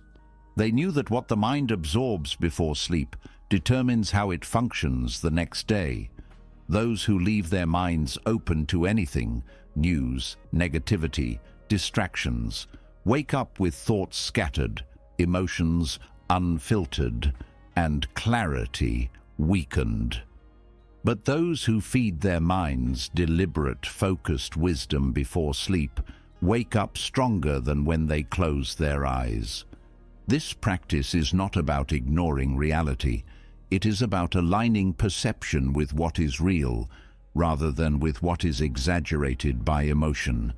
The majority of mental suffering comes not from events themselves, but from distorted interpretations of them. The mind, when left untrained, magnifies problems, distorts time, and creates unnecessary stress. But the mind that is conditioned to think clearly sees things as they are, without the fog of emotional interference. A person who consistently reinforces rational thought before sleep does not wake up controlled by their emotions. They wake up with a baseline of clarity that allows them to move through the day without overreaction, without unnecessary suffering, without losing perspective. They do not waste time arguing with reality because their subconscious has already been trained to accept what is, rather than fight what cannot be changed. They do not struggle to find discipline because discipline has already been set as the default mode of thinking. This is why training the subconscious through auto-suggestion is not just useful, it is essential. Without it, the mind defaults to old patterns. It returns to comfort, to avoidance, to emotional reaction. But with consistent exposure to Stoic principles, the mind rewires itself toward resilience, calm, and strength. This is not theory. It is a process that happens automatically when reinforced daily. The most powerful aspect of this method is that it does not require effort beyond intention. It does not demand willpower. It does not rely on fleeting motivation. It only requires repetition. The mind does not care whether a thought is helpful or harmful. It will strengthen whatever is repeated most. The person who fills their mind with nonsense will wake up with a scattered, weak perspective. The person who deliberately reinforces discipline and rationality will wake up with a mind that is unshakable. Each night presents a choice: to allow random thoughts to dictate the subconscious, or to take control of what the mind absorbs before it enters rest. Those who take this seriously do not wake up lost, anxious, or uncertain. They wake up prepared. They move through life without hesitation, not because they are forcing themselves to be disciplined, but because discipline has already been ingrained into their thinking. They face difficulty without panic, not because they have to remind themselves to stay calm, but because calm has already become their natural state. The power of this practice is that it works even when awareness fades. The subconscious never stops working. It is always learning, always absorbing. If it is not trained deliberately, it will be shaped by default. And that default is rarely aligned with strength. But a person who takes command of their nightly thoughts takes command of their entire mental framework. This is why the Stoics were so unshakable. They did not wait for their minds to think clearly when clarity was needed. They preconditioned their thinking long before difficulty arrived. They knew that a mind trained in reason does not collapse under pressure. It remains clear, sharp, and steady. This is how resilience is built. This is how mental fortitude is forged. Not in moments of challenge, but in the quiet, in the repetitions that happen when no one is watching, when no effort is required, when the mind is at rest, yet still listening. The person who masters this process does not need to force themselves to think rationally. Rationality becomes their nature. They do not need to constantly correct emotional reactions. Those reactions have already been rewired. They do not need to struggle for inner peace. Inner peace has already been reinforced. They wake up strong, clear, and unshakable, not by chance, but by design. A mind trained for rational thought does not waver under pressure. It does not cling to emotions that serve no purpose. It does not entertain illusions of control. Instead, it operates with precision, focusing only on what can be changed and releasing everything else. But reason alone is not enough to maintain lasting peace. There is another skill that must be mastered: the art of non-attachment. Most suffering comes not from what happens, but from attachment to how things should have happened. The mind resists reality, fights against circumstances, and refuses to let go of expectations. This creates internal conflict. Events occur, but the mind does not accept them. It replays conversations, regrets decisions, and dwells on disappointments. Sleep becomes impossible, not because of external chaos, but because the mind refuses to release what has already passed. Non-attachment is not indifference. It is not about feeling nothing. It is about experiencing fully without being possessed by experience. A person who practices non-attachment does not deny emotions, but does not let them take control. They feel deeply but let feelings pass without resistance. They recognize that everything, every success, every failure, every moment is temporary. Nothing is permanent, and trying to hold on to what is already gone only leads to suffering. Letting go does not mean giving up. It means understanding that attachment is a choice. It means seeing events as they are, rather than as they were wished to be. The mind clings to what is familiar, even if it is painful. It holds on to anger, frustration, and regret, believing that by replaying these emotions, it will gain control. But control is an illusion. Holding on to an outcome does not change it. Holding on to the past does not alter what happened. Holding on to expectations does not force them into reality. The strongest individuals are those who can move forward without being weighed down by what no longer exists. They take action where action is needed and release attachment where control is impossible. They accept what has already unfolded, knowing that resistance does not undo reality. It only prolongs suffering. Before sleep, the mind must be trained to release. If the events of the day are carried into rest, they become embedded in the subconscious, shaping dreams, distorting emotions, and leaving the body restless. The nervous system remains in a state of tension, as if still engaged in battle. But when the mind is taught to let go, the body follows. The nervous system shifts from stress to calm. The muscles loosen, the breath deepens. Sleep arrives not as a struggle but as a natural state. Non-attachment is not passive acceptance. It is active mastery over the mind's tendency to cling. It is looking at a situation and saying, "This has already happened. No amount of thinking will change it. I will let it be." It is recognizing that suffering is not in the event itself, but in the unwillingness to release it. The past cannot be rewritten. The future cannot be guaranteed. The only control available is over the present moment. But most people do not live in the present. They live in yesterday's regrets and tomorrow's anxieties. This is why they suffer. Their minds are always somewhere else, always resisting what is. A person who practices non-attachment understands that everything is borrowed, temporary, fleeting. They do not grip onto moments as if they can be preserved. They do not attach their happiness to specific outcomes. They do not depend on life unfolding in a particular way. Instead, they navigate with fluidity, adapting to change rather than resisting it. This does not mean they do not care. It means they do not break when things do not go as planned.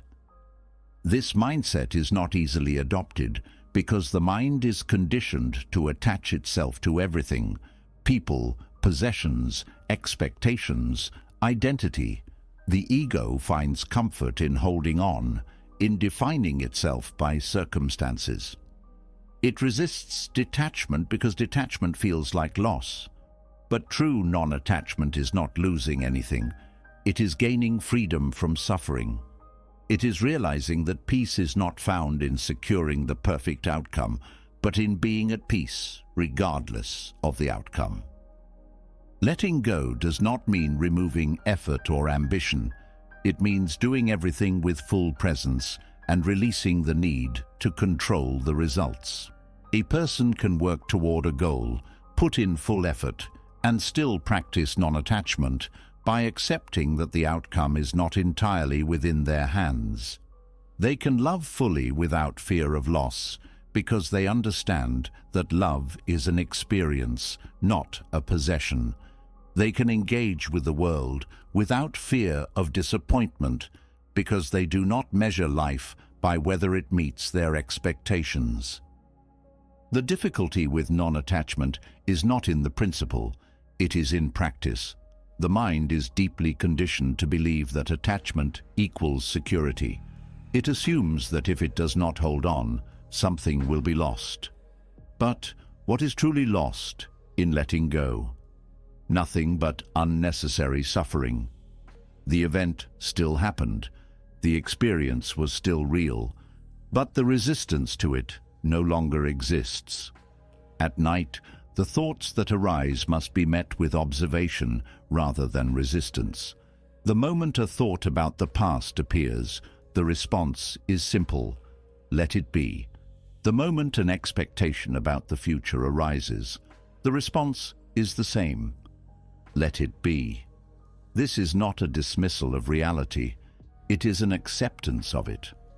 Non-attachment is the highest form of mental discipline. It is the ability to say, this moment is enough. This day is complete. What was meant to happen has already happened. I do not need to control anything further.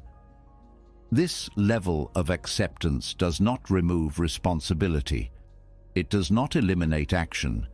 It simply removes the suffering that comes from trying to hold on to what has already passed. Those who master this mindset sleep deeply, not because they avoid problems, but because they do not carry problems into their rest. Their nervous systems are not locked in conflict. Their minds are not replaying arguments or failures. Their emotions are not dependent on how the day unfolded. They sleep without burden because they have trained themselves to release rather than resist. Every night there is a choice: to fight reality or to accept it, to grip tightly to emotions that no longer serve a purpose or to allow them to pass.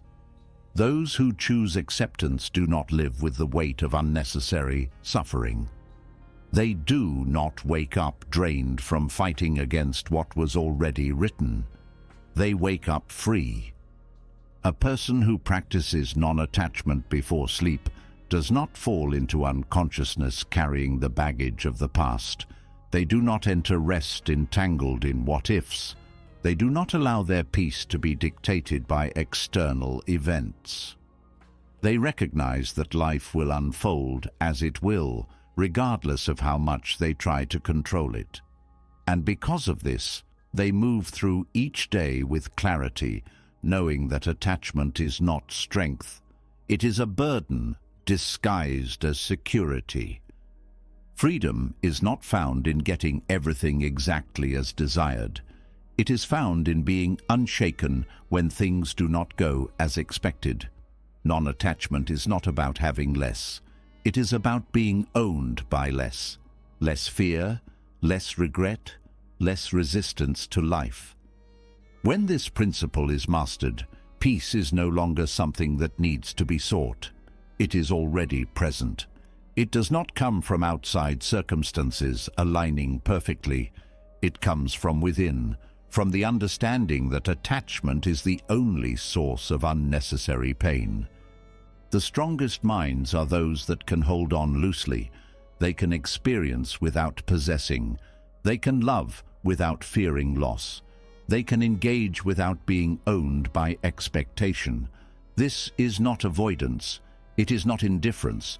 It is the highest form of clarity, the ability to live fully without clinging to anything as if it will last forever. Before sleep, this truth must be reinforced. Every thought that tries to linger must be met with detachment, not with force, not with suppression, but with a simple acknowledgement. This does not need to be held. This can be released. A person who masters this will not just sleep better, they will move through life with a kind of strength that few possess. The strength to let things be as they are, without breaking under the illusion that they were ever meant to be any other way. Non-attachment frees the mind from unnecessary suffering. It loosens the grip of expectations, allowing events to unfold without resistance. But there is a deeper challenge that many people face before sleep: the endless loop of overthinking. Even after practicing non-attachment, the mind may still wander, replaying the past, forecasting the future, and drowning in hypothetical scenarios. This is not a harmless habit. It is a direct attack on mental strength. Overthinking is not thinking. It is not reflection. It is not analysis. It is mental noise disguised as productivity. It consumes energy but produces nothing of value. It masquerades as problem solving, but in reality, it is problem creating. A person lost in overthinking is not gaining clarity. They are feeding doubt, stress, and fear. The more the mind fixates on a thought, the more power that thought gains. And if this happens before sleep, the effects are compounded. The body is tired, but the mind refuses to rest. Instead of winding down, it speeds up. Instead of letting go, it holds on tighter. The Stoics understood that rumination is a form of self-imprisonment. Marcus Aurelius warned against the mind's tendency to wander into the unnecessary. Seneca spoke of the dangers of mentally suffering over things that have not happened. Epictetus reminded his students that most distress comes not from events, but from thoughts about those events. They saw overthinking for what it was, an enemy disguised as intelligence. People overthink because they mistake it for preparation. They believe that if they analyze a situation enough times, they will find certainty. But certainty is an illusion. No amount of thought can remove risk. No amount of mental rehearsal can control the outcome. The mind craves answers that do not exist, and in this craving, it exhausts itself. Overthinking does not bring peace, it delays it.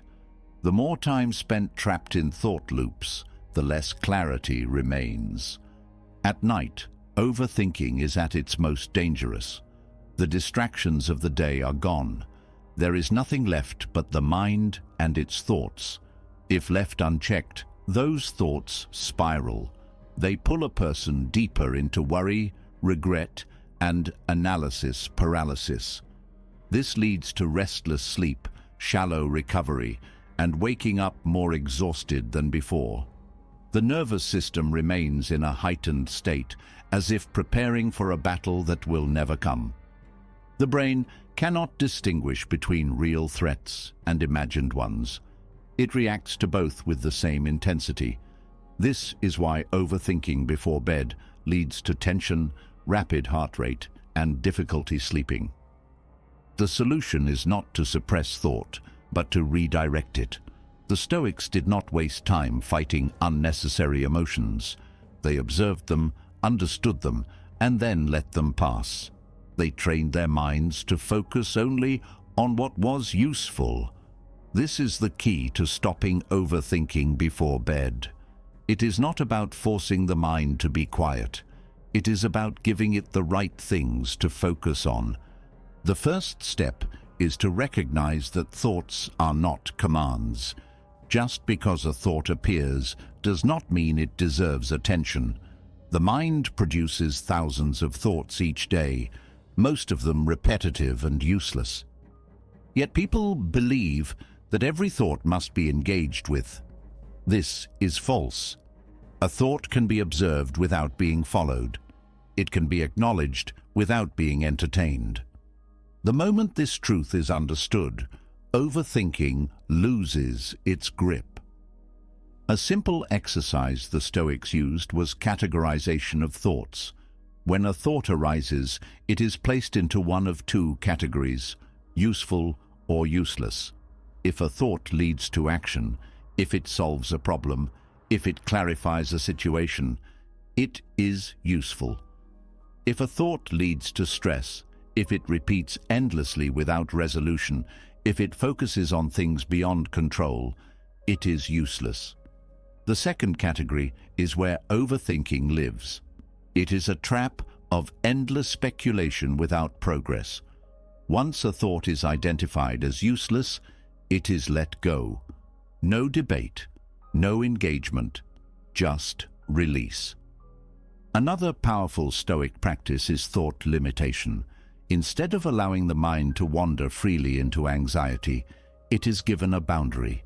A specific time is designated for reflection, no more, no less. This prevents overthinking from consuming the night. If a problem needs attention, it is thought about deliberately for a set amount of time, and then it is abandoned. This tells the brain that thinking is a tool, not an addiction. Journaling was another method used by great thinkers to clear mental clutter. Writing down thoughts reduces their intensity. A worry written down is a worry removed from the mind's repetitive cycle. It turns abstract fears into something concrete, making them easier to dismiss. Many people find that once a thought is written, it suddenly seems less important. The act of transferring it from the mind to paper gives it form, making it easier to manage and let go of. The breath is another weapon against overthinking. A mind that is focused on breathing cannot spiral into endless loops of worry. The Stoics emphasized the importance of presence, of being fully engaged in what's happening now rather than lost in the past or future. The easiest way to anchor the mind is through deep, controlled breathing. The nervous system responds instantly. Thoughts slow. The body relaxes. Overthinking fades because the brain is given something real to focus on. There is also the practice of zooming out. Overthinking makes everything feel urgent. It tricks the mind into believing that every thought is critical, that every worry is justified. But in reality, most things that consume the mind before bed are insignificant in the larger picture. When viewed from a wider perspective, most concerns lose their weight. Will this matter in a week, a month, a year? If the answer is no, then it does not deserve mental energy now. Epictetus taught that most distress comes from false assumptions. People assume the worst will happen. They assume they will fail. They assume others are judging them. They assume problems are bigger than they are. But assumptions are not reality. They are stories the mind tells itself. And like all stories, they can be rewritten. The practice of questioning assumptions is a Stoic discipline that breaks overthinking at its root. Is this thought based on facts or fears? Is it grounded in reality or imagination? The moment an assumption is exposed as false, its power disappears. One of the most effective ways to prevent overthinking before sleep is preparing the mind before night arrives. Those who rush through their day, filling every moment with distraction, will find that their thoughts explode at night. The brain, having been ignored all day, demands attention. It releases everything at once. But those who reflect throughout the day, who address worries before they become overwhelming, who take moments to breathe and reset, do not experience this mental flood. Their minds are already at peace before the night begins. The key to stopping overthinking is training the mind to let go as easily as it holds on. Most people are experts at gripping tightly to thoughts. They replay conversations, they analyze mistakes, they predict disasters. But they are not trained in the art of release. The Stoics saw thoughts as clouds. They come, they pass. They do not need to be chased. They do not need to be held. They can be acknowledged and allowed to drift away. The strongest minds are not those that have no thoughts, but those that control which thoughts deserve attention. Overthinking is not a sign of intelligence. It is a sign of mental discipline left unchecked. The person who can direct their mind at will, who can choose when to engage and when to release, holds true power. Before bed, this power must be reinforced. A mind that is deliberately quieted before rest will wake up stronger. Those who allow thoughts to dictate their night will enter the next day weak, drained, and scattered. But those who practice Stoic discipline over the mind will wake up clear, calm, and unshakable. They will face the day rather than be consumed by it. Mental strength is not just about handling difficulty. It is about preventing unnecessary suffering. It is about understanding that the mind is a tool, not a master. Overthinking is weakness disguised as depth. The person who masters their thoughts before sleep masters their life. They wake up not as a prisoner of their own mind, but as the architect of their own strength.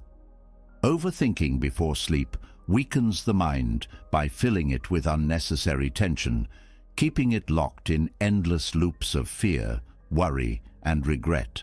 But the mind does not stop working when the body sleeps. Thoughts may fade from conscious awareness, but the subconscious continues its process, sorting through experiences, reinforcing beliefs, and even testing responses to challenges. The Stoics understood that the way one thinks during waking life influences not only the way one sleeps, but also what the mind does during sleep. They saw dreams not as meaningless flickers of the imagination, but as reflections of inner thought patterns, subconscious fears, and even the state of one's virtues. The mind is not divided between waking and sleeping. It is continuous. The habits formed during the day do not disappear at night. They persist. If the mind is trained in discipline, rationality, and virtue while awake, then sleep is not a chaotic realm of uncontrolled thoughts. It becomes a space where those same values continue to work. Just as a body that is trained in movement continues to function efficiently when at rest, a mind trained in wisdom continues to process events with clarity even when unconscious. For the Stoics, virtue was not something to be practiced occasionally. It was a way of being. They did not see morality as a set of rigid rules, but as a framework that shaped every thought and action. The mind, left undisciplined, clings to weakness and distraction. But a mind that has been conditioned to seek clarity, truth, and reason will apply those same principles even in dreams. This is why some individuals wake up from their dreams with insights, realizations, and even solutions to problems. The subconscious, when properly trained, does not work against the individual. It works with them. Lucid dreaming, the awareness of being in a dream, has been observed across different philosophical traditions. While the Stoics did not focus on controlling dreams in the way modern lucid dreamers do, they did believe that a person's character is revealed in their dreams. If a person claims to live by reason, but in their dreams they act with irrational fear, deception, or selfishness, it suggests that their virtue is only surface level. A person whose subconscious is aligned with their values will not betray those values, even in sleep. Dreams often expose weaknesses that are ignored in waking life. A person who suppresses emotions during the day may find those emotions overwhelming them at night. A person who hides their fears in conversation may find those fears dominating their dreams. The Stoics did not dismiss dreams as random or meaningless. They viewed them as signals from the subconscious, an opportunity to reflect on the areas of life where discipline is still needed. If the mind continues to struggle in a particular way during sleep, it is a sign that attention must be given to that struggle while awake. Seneca wrote about the importance of examining the mind's tendencies. Just as a person reflects on their actions each evening, they can also reflect on what their dreams reveal about their state of mind. Did fear appear? Did greed manifest? Did emotions take over? Did reason remain intact? This is not about controlling dreams, but about using them as a mirror to see the unfiltered self. Dreams do not lie. They show what the conscious mind may try to avoid.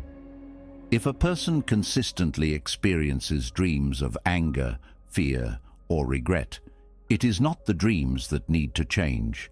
It is the way the mind is conditioned during waking life. The subconscious is a faithful recorder. It does not invent new emotions. It amplifies what is already there. The Stoics believed that true virtue is reflected in all states of being, not just when others are watching, not just when it is convenient, but even in sleep. This is why cultivating the right thoughts before bed is essential. A person who fills their mind with resentment will carry that resentment into their subconscious. A person who sleeps with unresolved tension will process that tension through disturbed dreams. But a person who sleeps with acceptance, gratitude, and clarity will find that even their dreams reflect that peace. One of the greatest tests of a person's character is how they respond in situations where they are not in control. Sleep is the ultimate test of this. If a person's values are deeply ingrained, they will remain virtuous even when the conscious mind is at rest. They will not act out of fear or deception, even when their rational guard is down. The Stoics did not concern themselves with the supernatural interpretations of dreams. but they did see them as useful indicators of self-mastery. To strengthen the subconscious for virtue, discipline is needed in waking life. This means consistently aligning thoughts and actions with reason. It means practicing self-examination to ensure that emotions do not override judgment. It means reinforcing the habit of responding to events with wisdom rather than impulse. These habits do not disappear when sleep begins. They carry over. The power of the subconscious is that it processes information without the limitations of conscious logic. This is why some of history's greatest thinkers have reported breakthroughs coming to them in dreams. The brain continues working on problems even when the conscious self is not aware of it. The Stoics understood this long before neuroscience confirmed it. They recognized that if a person feeds their mind with wisdom, wisdom will continue to work in the background.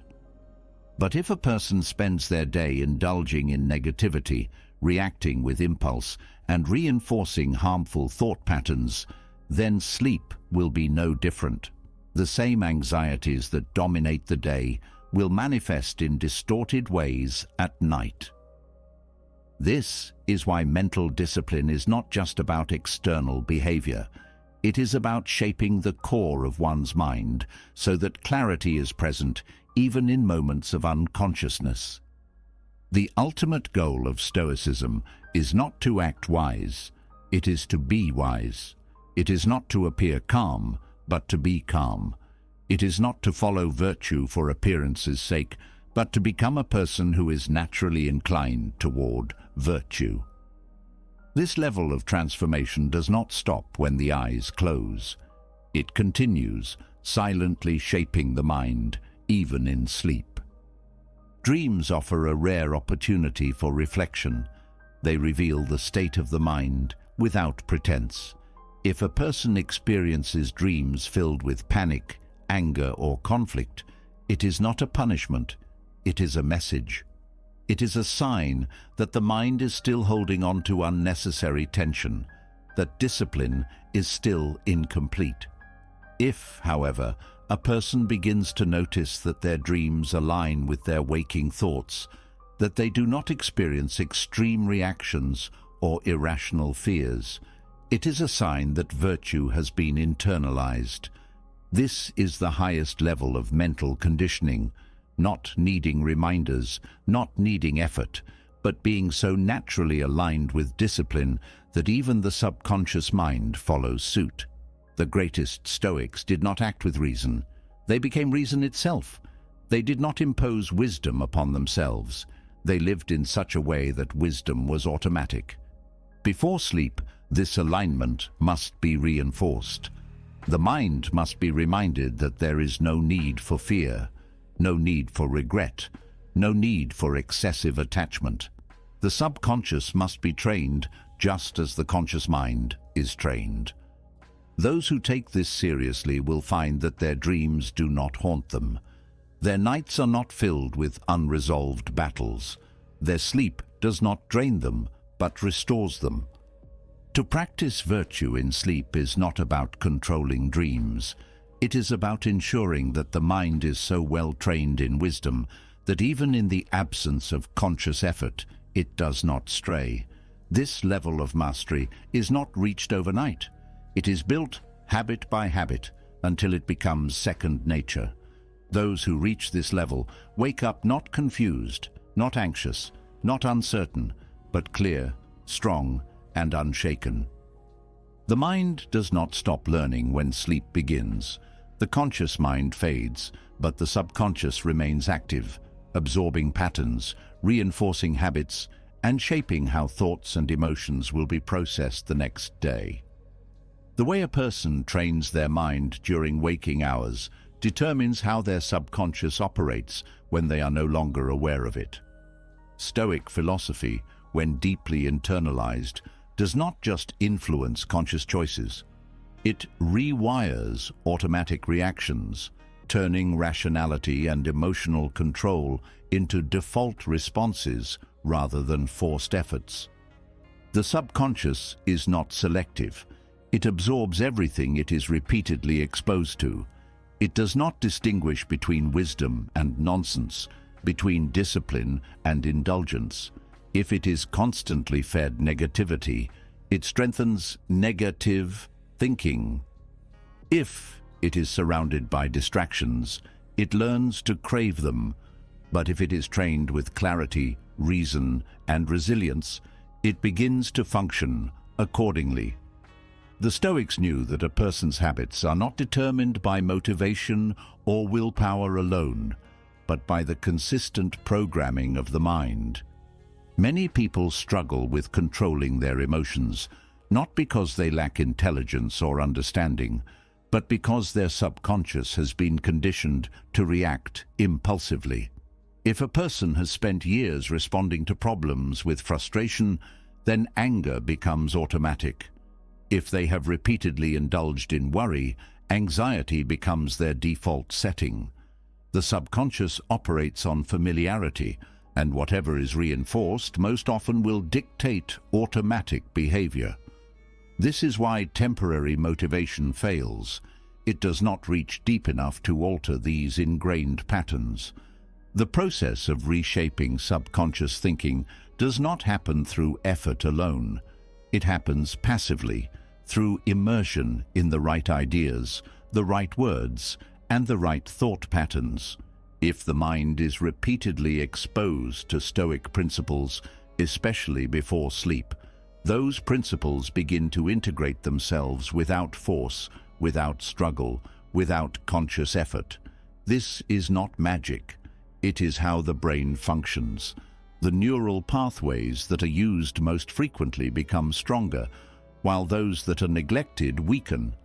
This is why people who practice worry get better at worrying, and people who practice resilience get better at remaining calm. Stoic philosophy is not meant to be studied and then forgotten. It is meant to be absorbed, to become a framework through which every thought is filtered. The subconscious is the key to making this transition. The person who only applies Stoicism when actively thinking about it will always struggle. But the person who trains their subconscious to process thoughts through Stoic logic automatically will remain composed even when they are not actively trying to be. They will not have to remind themselves to stay calm. They will simply be calm. They will not have to force themselves to detach from outcomes. They will naturally respond with non-attachment. Sleep is the perfect time for this kind of training because it bypasses resistance. The conscious mind is full of barriers. It questions, it argues, it filters information through biases. But the subconscious does not resist. It simply absorbs. This is why people who listen to negative self-talk all day begin to believe it without question. Their subconscious is always listening, always reinforcing whatever it hears most. This is also why people who immerse themselves in wisdom begin to embody it effortlessly. The words, ideas, and perspectives that the subconscious is exposed to most often become the foundation of its automatic responses. The Stoics understood that the best way to train the mind is through repetition. They repeated key principles to themselves constantly, not because they doubted them, but because repetition is the most effective way to ensure deep learning. Marcus Aurelius wrote his meditations not for others, but as a personal exercise in reinforcing wisdom. He knew that the mind forgets easily, that knowledge fades unless it is actively refreshed. This is why exposure to Stoic philosophy before sleep is so powerful. It ensures that wisdom is the last thing the mind absorbs before entering its most receptive state. The subconscious operates on association. If a person constantly associates certain thoughts with stress, those thoughts will automatically trigger anxiety. But if they begin associating Stoic principles with calmness, their mind will shift to peace when those thoughts arise. This is why pre-sleep Stoic conditioning is so effective. It creates new mental connections, linking clarity with rest, linking wisdom with relaxation, linking rationality with emotional stability. The brain continues processing information even in deep sleep. Studies have shown that language learning, motor skills, and even emotional regulation improve when the mind is exposed to structured information before rest. This is because sleep consolidates learning, strengthening the pathways that were most active before sleep began. If the last thoughts before sleep are chaotic, the subconscious strengthens chaos. If they are disciplined, the subconscious strengthens discipline. Many people go to sleep carrying the weight of their unresolved emotions, allowing stress to dominate their final thoughts.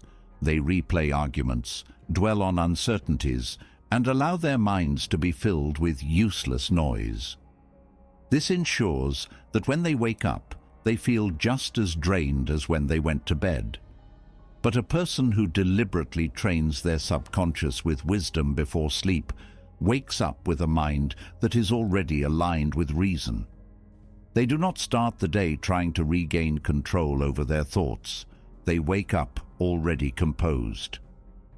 This process does not require active effort beyond choosing what the mind absorbs before sleep. It is a simple shift. Instead of scrolling through distractions, instead of ruminating on stress, instead of filling the mind with negativity, the focus is placed on reinforcing the thoughts that will lead to strength. This can be done through reading Stoic texts, listening to lectures, or even silently repeating key principles. The Stoics believed that training the mind should not be left to chance. They saw mental discipline as a constant practice, something that needed reinforcement at all times. Modern neuroscience confirms what they intuitively understood. The thoughts that are repeated most frequently become the brain's default mode. The strongest individuals are not those who try to think rationally in moments of crisis, but those whose minds have already been trained to default to rationality. People often believe that deep change requires struggle. They think that mastering emotional control means constantly battling their impulses. But the truth is, real mastery happens when no battle is needed. When the subconscious has already been trained, there is no need to try to remain calm.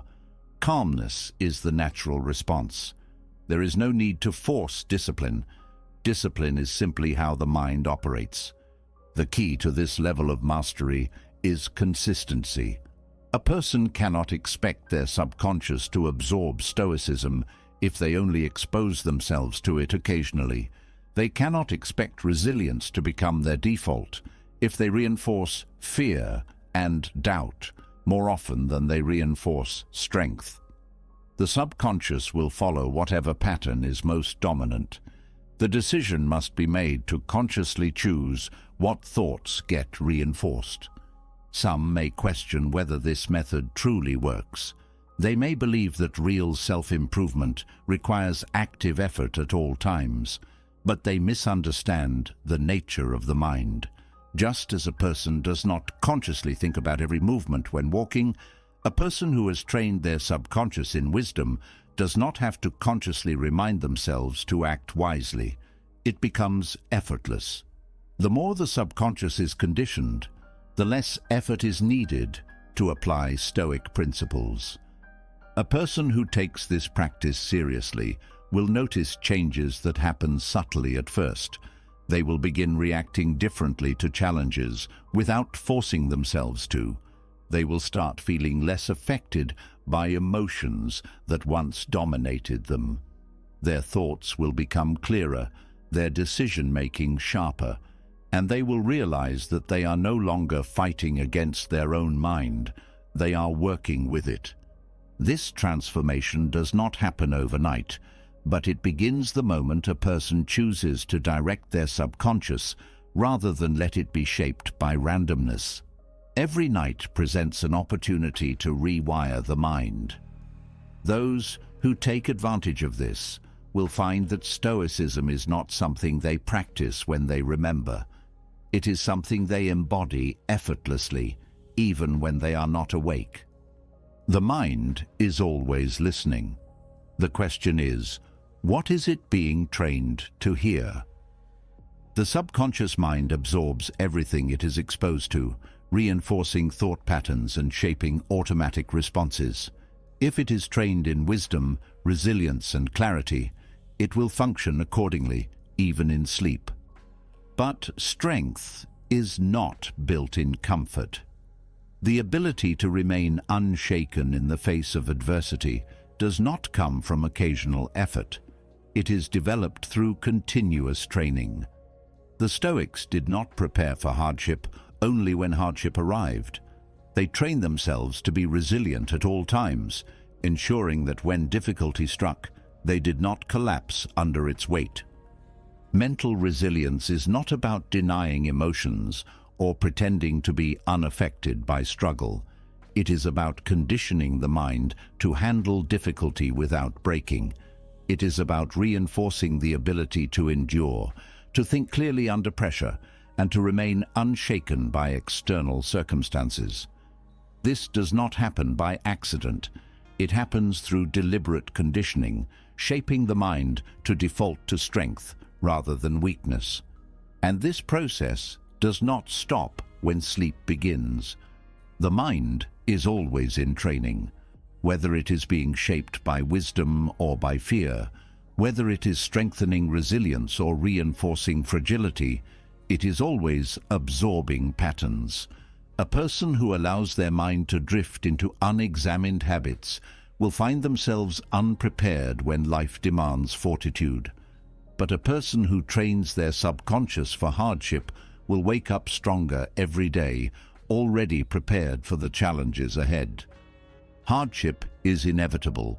There will be loss, failure, disappointment, and struggle. Those who are caught off guard by difficulty are those who have never prepared for it. They have spent their days in distraction, avoiding discomfort and indulging in temporary ease. But the Stoics understood that resilience is built before it is needed. They trained themselves to be ready not when trouble arrived, but long before.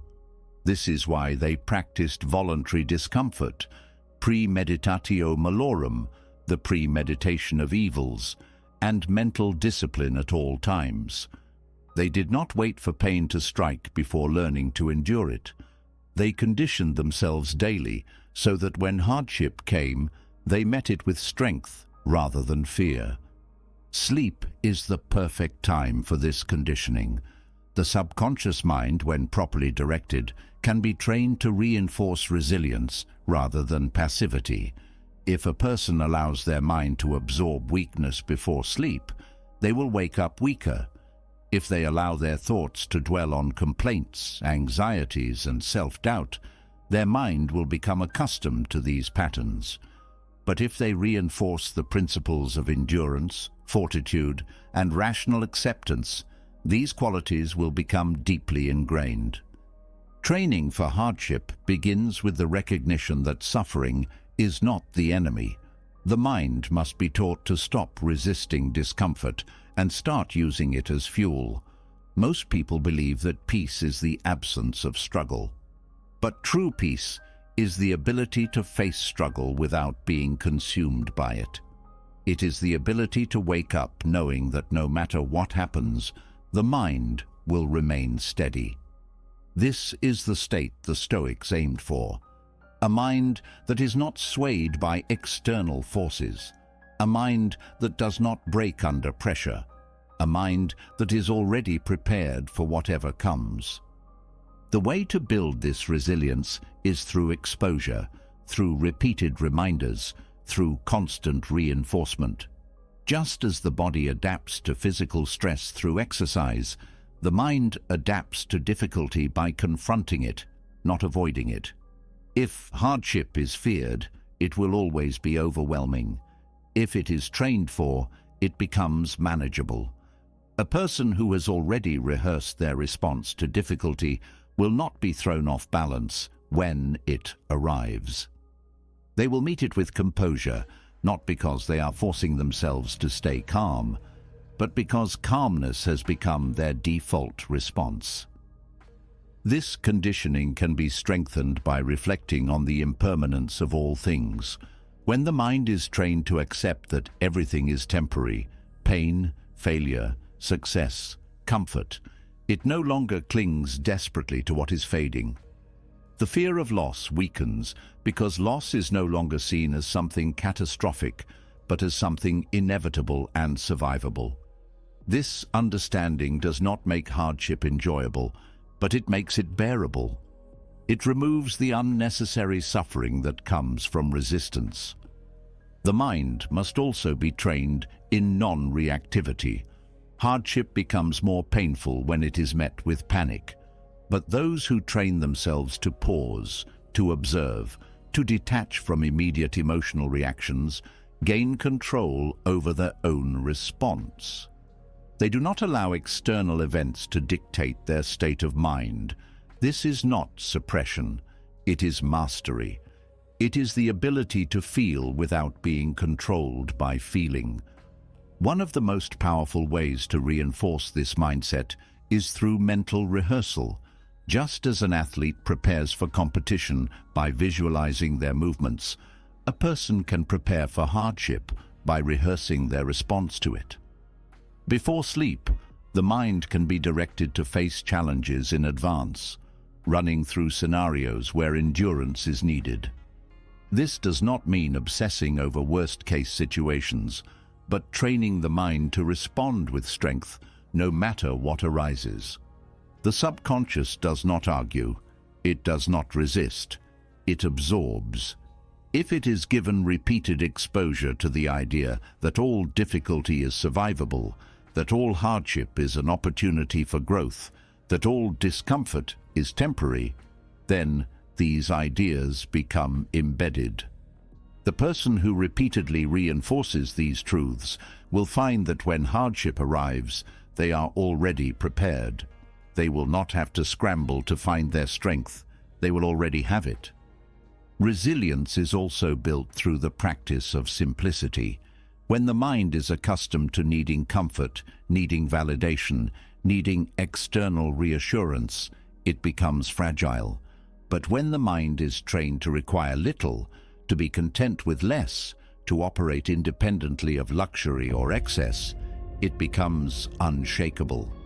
The Stoics practiced simplicity not because they rejected pleasure, but because they knew that dependence on comfort creates weakness. If a person can only function when circumstances are perfect, they will collapse when those circumstances change. But if they have trained themselves to be adaptable, to be at ease even in discomfort, they will remain steady through all conditions.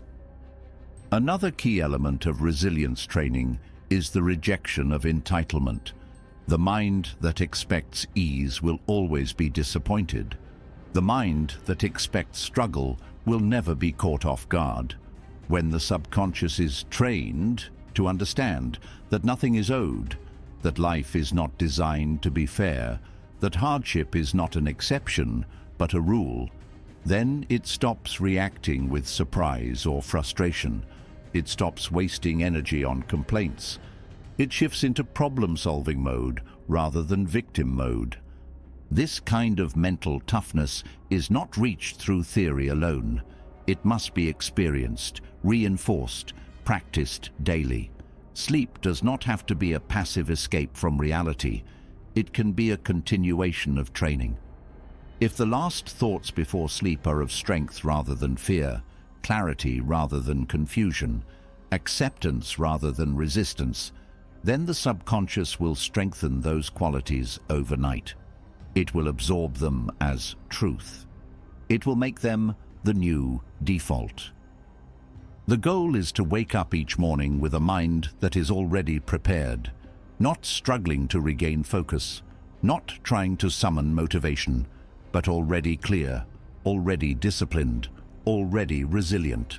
This is the kind of mental training the Stoics pursued, not reactive, but proactive. They did not wait for hardship to strike before trying to be strong. They built their strength so that when hardship came, they met it without hesitation. A person who commits to this practice will notice a shift. They will see that challenges no longer feel as overwhelming, that their first response to difficulty is no longer frustration, but calm assessment. That their mind does not spiral into panic, but remains centered. This is not because hardship has become easier. It is because they have become stronger. Training the mind for hardship is a lifelong process, but it is one that compounds over time. Each night presents an opportunity to reinforce resilience, to strengthen endurance, to make the subconscious a powerful ally rather than an enemy. Those who take advantage of this will not be broken by difficulty. They will not crumble under pressure. They will wake up ready every single day because their mind has already been conditioned for whatever comes next. Resilience is not built through a single act of willpower. It is not something that appears in a moment of crisis, but something that is shaped over time, deeply embedded into the subconscious mind through repetition, exposure, and reinforcement. Training for hardship does not end when the day ends. The mind continues to process information even in sleep, absorbing the thoughts, beliefs, and perspectives it is exposed to most frequently. If a person passively absorbs negativity, fear, and distraction, their subconscious will be conditioned to expect weakness. But if they fill their environment with wisdom, strength, and discipline, their mind will internalize these qualities without resistance.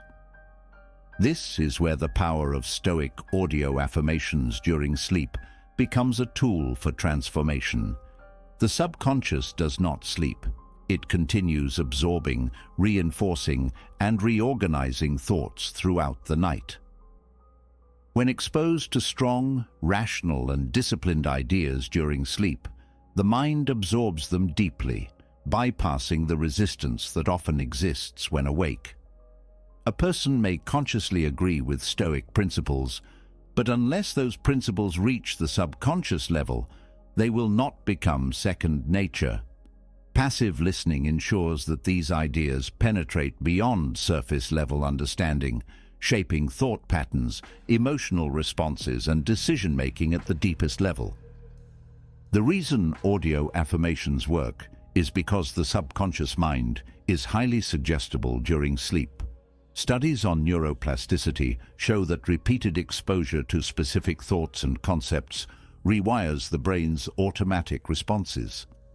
This is why advertising, repeated messaging, and environmental influences have such a powerful impact on human behavior. The more the mind is exposed to certain ideas, the more it accepts them as truth.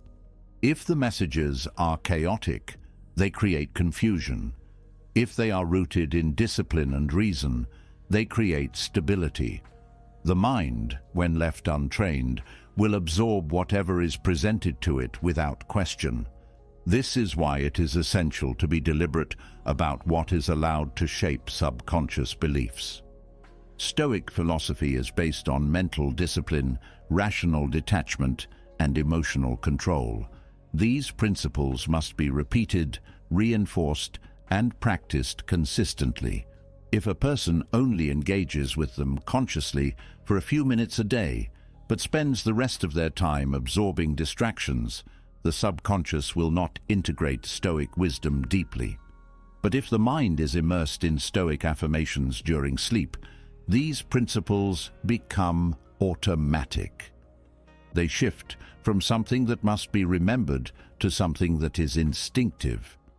The key to reprogramming beliefs is constant repetition. The mind does not change instantly. It changes gradually, absorbing new information like water filling the grooves of a riverbed. The more an idea is reinforced, the deeper it carves into the subconscious. This is why many people struggle to change their habits. Their environment, thoughts, and influences continue reinforcing the same limiting beliefs. But the subconscious is always listening, always adapting. If it is exposed to strength, clarity, and rationality, it will begin to operate accordingly. Listening to Stoic affirmations during sleep is not about forcing change. It is about creating an environment where change happens naturally. The subconscious is shaped by whatever it is immersed in most frequently. This is why people raised in fear-based environments struggle with anxiety, while those raised in disciplined environments develop mental toughness. The external world creates internal patterns. But for those who were not surrounded by strength and wisdom in their formative years, the mind can still be reshaped. The subconscious is always adaptable, always capable of change, as long as the right input is provided. One of the greatest barriers to lasting change is resistance from the conscious mind. When a person tries to implement Stoic principles while awake, they may struggle against old habits, doubts, and emotional reactions. The conscious mind questions, overanalyzes, and often sabotages new ways of thinking. But during sleep, these barriers are lowered. The subconscious is more open, more accepting, more receptive. This is why passive listening can be so effective. It allows new ideas to be absorbed without resistance. Over time, these ideas become the foundation for automatic thoughts and behaviors. Affirmations are not magic. They work because they align with how the brain naturally learns. Just as language is learned through repetition, so are belief systems. If a person hears messages of self-doubt repeatedly, they internalize insecurity. If they hear messages of resilience, they internalize strength. Stoic affirmations serve as a way to retrain the mind to think like a philosopher, not just in moments of reflection, but in everyday life, where challenges arise without warning. The Stoics believed in training the mind like a warrior trains the body. They did not rely on motivation or temporary effort. They built habits that made strength inevitable. Affirmations reinforce this by ensuring that even in sleep, the mind is being conditioned for resilience. If the last thing the mind absorbs before sleep is wisdom, it will wake up with wisdom. If the last thing it absorbs is fear, it will wake up with fear. This is why it is critical to be intentional about what is consumed before bed. The power of audio affirmations is not in the words themselves, but in the repetition of disciplined thinking. When exposed to Stoic principles every night, the subconscious integrates them at a deep level. Soon, these principles will not have to be remembered. They will be lived. A person who listens to affirmations about remaining calm under pressure will find themselves naturally responding to stress with clarity. A person who hears messages about embracing discomfort will develop an instinct for endurance. The subconscious does not argue. It accepts whatever it is given most consistently. The environment a person creates determines their future. The strongest individuals do not rely on willpower alone. They shape their surroundings to support their growth.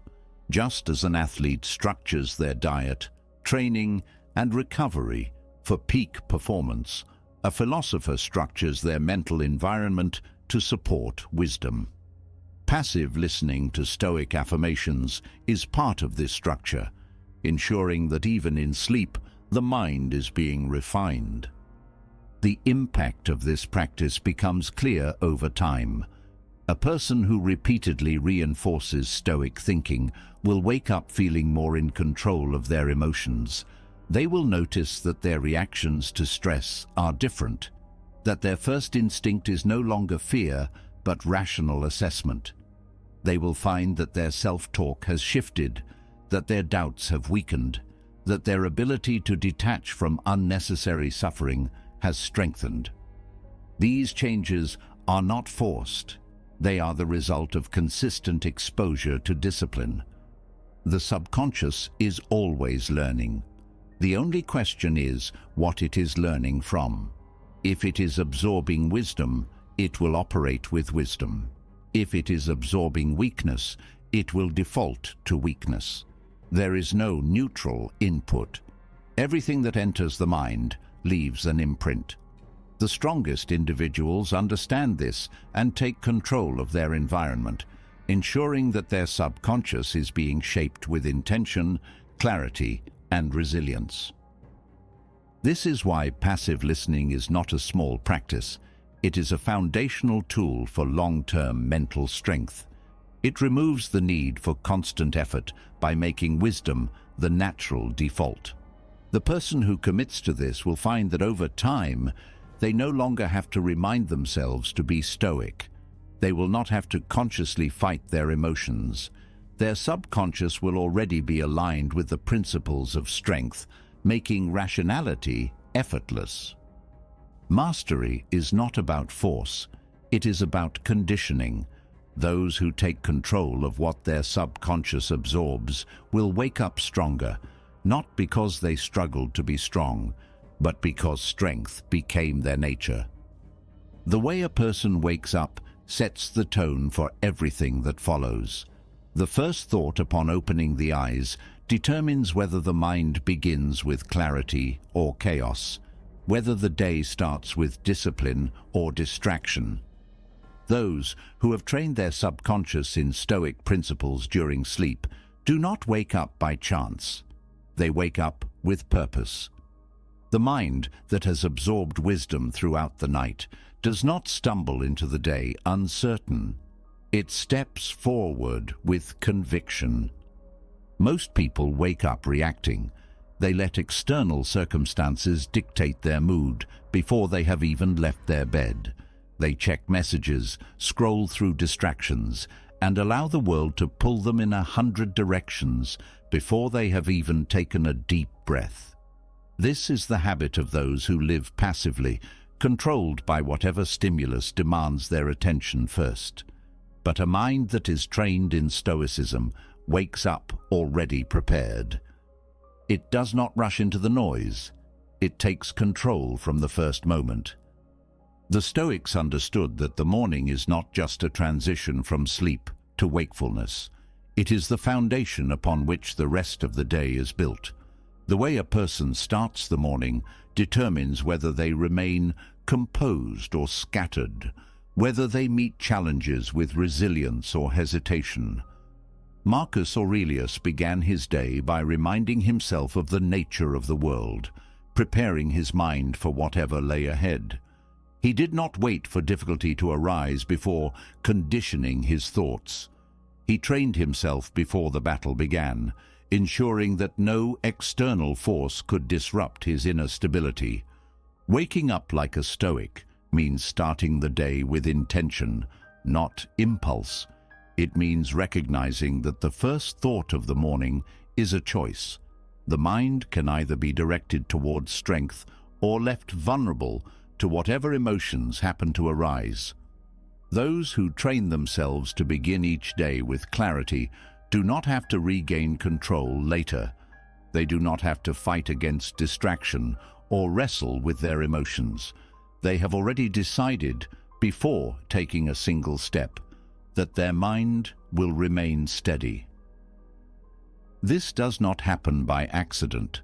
The automatic thoughts that arise in the morning are shaped by what the mind was focused on the night before. If a person goes to sleep filled with anxiety, uncertainty, and distraction, they will wake up already burdened. Their first instinct will be to continue the same mental patterns that were present before they closed their eyes. But if the subconscious has been trained to absorb Stoic principles, the first thoughts upon waking will be aligned with reason. The way a person wakes up is a reflection of their deeper habits. If their mind immediately seeks out stimulation, it means they have conditioned themselves to depend on external input for stability. If their first thought is resistance, dreading the day, wishing for more sleep, clinging to comfort, It reveals that their subconscious has been trained to avoid rather than engage. But if they wake up with a quiet sense of readiness, if their mind naturally turns to gratitude, discipline, or clarity, it means they have trained themselves well. The transition from sleep to wakefulness is a critical moment. The mind is highly suggestible, open to reinforcement. The first few minutes upon waking set the mental framework for the hours that follow. If the first action is to indulge in distraction, it will be harder to reclaim focus later. If the first thought is frustration, that frustration will linger throughout the day. This is why it is essential to start with control rather than reclaiming it later. A person who wakes up like a Stoic does not allow their mood to be dictated by circumstance. They do not let the weather, the news, or external expectations determine their emotional state. They decide, before stepping out of bed, that their mind belongs to them, that no event will steal their peace, that no difficulty will shake their foundation. This is not forced positivity, it is discipline. It is the understanding that the mind must be commanded, not left to drift. One of the most powerful ways to reinforce this mindset is through deliberate morning reflection. Before engaging with the external world, the mind must be directed inward. It must be reminded of its principles, its priorities, its purpose. The Stoics practice this through premeditatio malorum, the premeditation of obstacles. Rather than hoping for an easy day, they prepared for difficulty in advance. This is not pessimism, it is preparation. It ensures that when challenges arise, they do not feel like an attack. They are expected, anticipated, and met with steadiness. The mind that wakes up already prepared does not react impulsively. It does not spiral into complaints or resistance. It sees things clearly as they are, without adding unnecessary frustration. If there is hardship ahead, it meets it with strength. If there is success, it remains grounded. The Stoic mind does not allow circumstances to dictate its state. It remains the same in all conditions. The modern world encourages waking up in chaos. Notifications, obligations, digital distractions. All of these pull the mind outward before it has even had a chance to center itself. This is why most people wake up already behind, already reacting, already at the mercy of whatever demands their attention first. But the strongest individuals do not begin their day in panic. They begin with stillness. Waking up like a Stoic requires removing unnecessary noise from the first moments of the day. It requires resisting the urge to reach for distractions, to consume before creating, to react before reflecting. The first action should not be dictated by habit, but by intention. Whether through journaling, silence, breathing, or reviewing key principles, the first few minutes should belong to the mind itself, not to the world outside. A person who controls their mornings controls their life. They do not spend their days trying to recover focus because they never lost it to begin with. They do not let emotions pull them in different directions because they have already set their direction. They are not ruled by impulse because they have trained themselves in commanding their thoughts before anything else can influence them. Those who struggle to wake up with discipline must recognize that the issue is not the morning itself. It is the habits leading up to it. A person who fills their mind with distraction before bed will not wake up with clarity. A person who goes to sleep with unresolved thoughts will wake up already carrying their burden. But a person who conditions their mind for wisdom at night will wake up naturally inclined toward wisdom. The act of waking up is not just a transition from sleep to consciousness. It is a mental battlefield. Those who win the morning win the day. They step into each moment already grounded, already prepared, already certain of their own direction. They do not look outward for stability, they create it within themselves. Waking up with intention is a skill, one that must be cultivated over time. It requires recognizing that the first thought is a choice, the first action is a choice, the first response to the day is a choice. Most people let these moments pass without awareness, allowing habit to take over. But those who take control of their first moments take control of everything that follows. This practice is not about achieving perfection. It is about consistency. It is about ensuring that each morning is not dictated by chance, but by design. That each day begins not with chaos, but with deliberate clarity. The way a person wakes up reveals everything about their mental conditioning. It shows whether they have trained their mind to lead or to follow, to react or to direct, to be in control or to be controlled. Those who wake up like a Stoic do not stumble into their day. They step forward with strength, purpose, and complete ownership of their mind. The last thoughts before sleep shape the first thoughts upon waking. The mind is not an empty vessel when unconscious. It is still active, still processing, still reinforcing the information it was last exposed to. What enters the mind before sleep does not simply disappear. It lingers, influencing subconscious patterns, setting the foundation for the next day's emotions, decisions, and overall mental clarity. Those who understand this take deliberate control of what they allow into their minds in the final moments before rest. Those who neglect it wake up burdened by whatever distractions, anxieties, or meaningless inputs they absorbed the night before. The influence of pre-sleep consumption is often underestimated.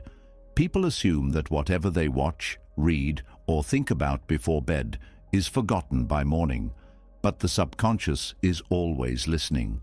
If the final moments before sleep are filled with wisdom, the mind integrates wisdom. If they are filled with fear, self-doubt, and emotional turbulence, those patterns solidify.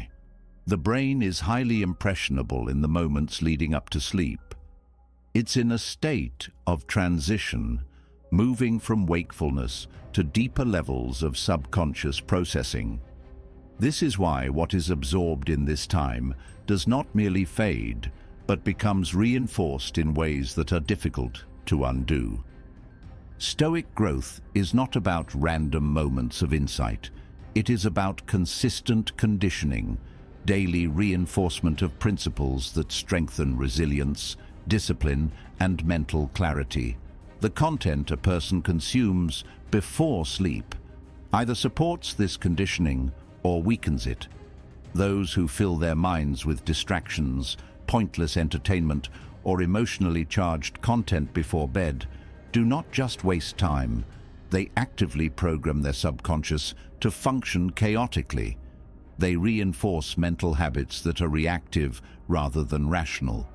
In contrast, those who deliberately expose themselves to Stoic teachings, philosophical reflection, or disciplined thoughts before sleep shape their subconscious to process life with greater composure. Everything absorbed before bed continues to influence thought patterns even in deep sleep.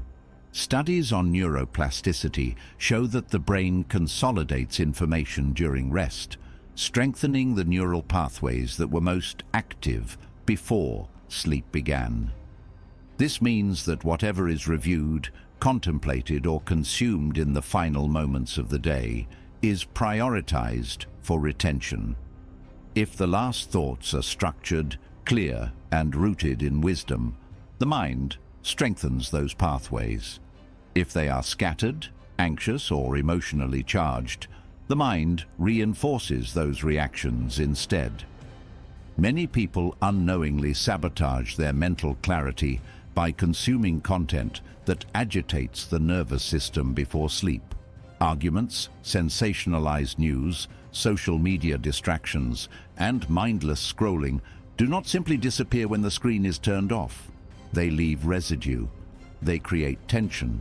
They activate emotional responses that do not fade just because sleep begins. The subconscious absorbs everything without discrimination. It does not evaluate whether something is useful or destructive. It simply processes what is given. This is why intentionality in pre-sleep consumption is not optional for those who seek to strengthen their Stoic mindset. A person's mental framework is not shaped in an instant. It is built over time, through repeated exposure to specific ideas. Those who surround themselves with wisdom become wise. Those who absorb disorder become disordered. The way the mind is trained determines its automatic responses, and this training does not stop when consciousness fades. It continues through the night, reinforcing whatever messages were most recently absorbed. This is why Stoic thinkers throughout history emphasized constant repetition of philosophy, not because they doubted its truth, but because they knew the mind forgets easily. Marcus Aurelius, in his Meditations, repeatedly wrote about the same principles, not for others, but for himself. He understood that to truly integrate wisdom, it must be actively revisited, reaffirmed, and reinforced. The mistake many make is assuming that small, seemingly insignificant moments of pre-sleep entertainment do not matter.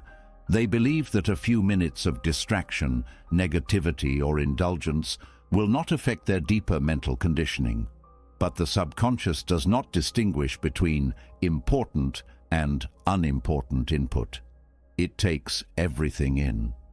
A single night of negative reinforcement may not seem impactful, but repeated over weeks, months, and years. It creates a mental framework that operates without conscious control. Those who are careless with their pre-sleep thoughts will find that their subconscious has been shaped in ways they never intended. The content absorbed before bed does not just influence the next morning, it shapes long-term character. People do not become reactive, impatient, or undisciplined overnight. These qualities develop from habitual reinforcement of certain thought patterns. If a person spends years consuming reactive content before sleep, they are training their subconscious to normalize emotional instability. If they spend years reinforcing disciplined, rational thinking, they create a mind that operates with strength even in difficult situations. This is why the Stoics emphasized mental discipline as a daily practice. They did not wait for challenges to arise before trying to develop resilience. They trained for difficulty in advance. They surrounded themselves with wisdom so that when hardship came, their minds did not collapse under pressure. The same principle applies to pre-sleep consumption. Those who take control of their final thoughts at night do not wake up searching for clarity. They wake up already clear. The environment a person creates for their mind determines its strength. This is true in waking life, and it is equally true in sleep. If the pre-sleep routine is filled with random, unstructured input, the subconscious remains in a state of disorder. If it is structured with intentional exposure to wisdom, the subconscious aligns itself with those values. The strongest individuals do not leave this to chance. They take control of their mental inputs, just as they take control of their actions. One of the most powerful ways to reinforce Stoic growth before sleep is through direct engagement with disciplined thought. This can be through reviewing key philosophical principles, journaling, listening to structured reflections, or even repeating affirmations that align with Stoic reasoning. The goal is to set the mind in order before allowing it to rest. The subconscious will continue working regardless of what it is given, but a trained mind ensures that what it is given is beneficial. Some may believe that this level of mental discipline is excessive. They may think that a few moments of distraction before sleep cannot possibly undo their overall Stoic practice, but this assumption underestimates the power of a cumulative influence. Just as physical strength is not built in a single workout, but through repeated training, mental strength is not shaped by occasional discipline. It is shaped by what is reinforced most often. The greatest advantage of controlling pre-sleep content is that it removes the need for willpower in moments of crisis.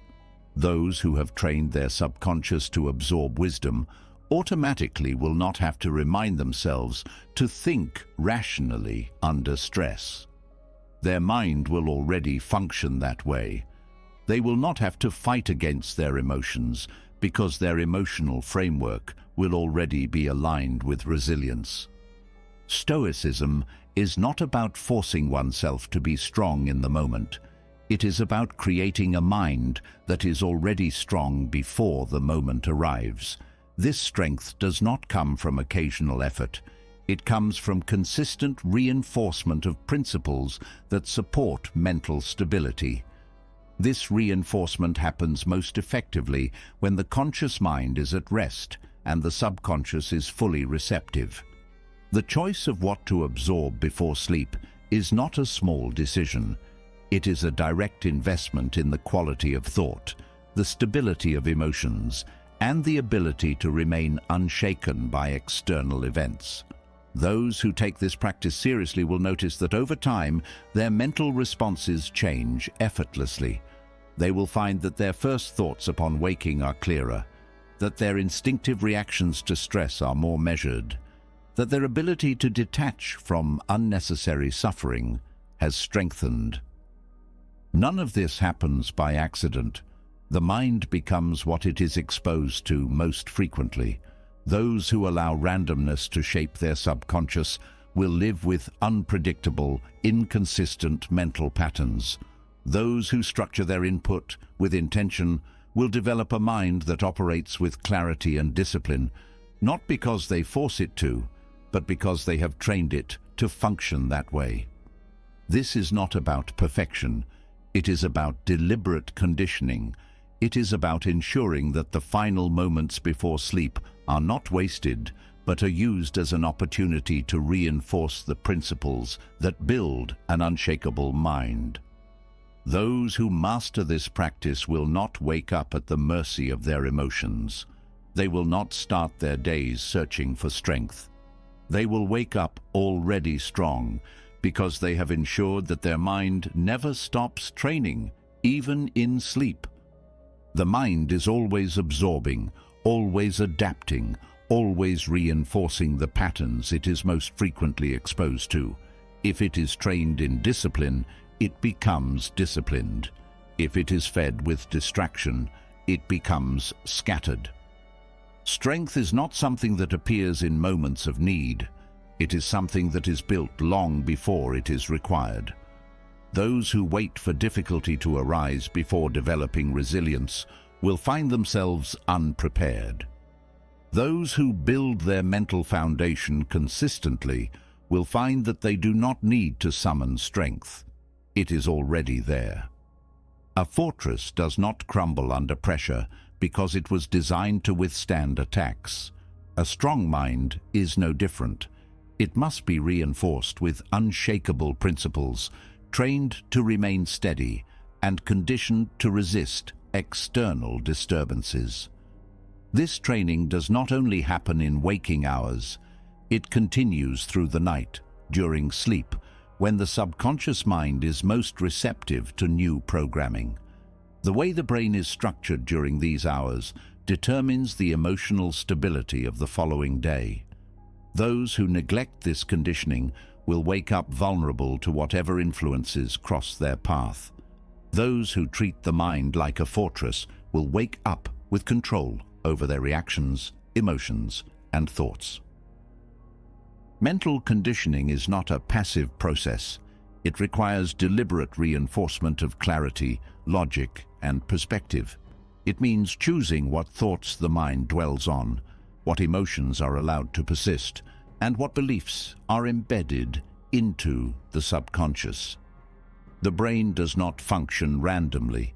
It operates according to the patterns that have been repeatedly strengthened.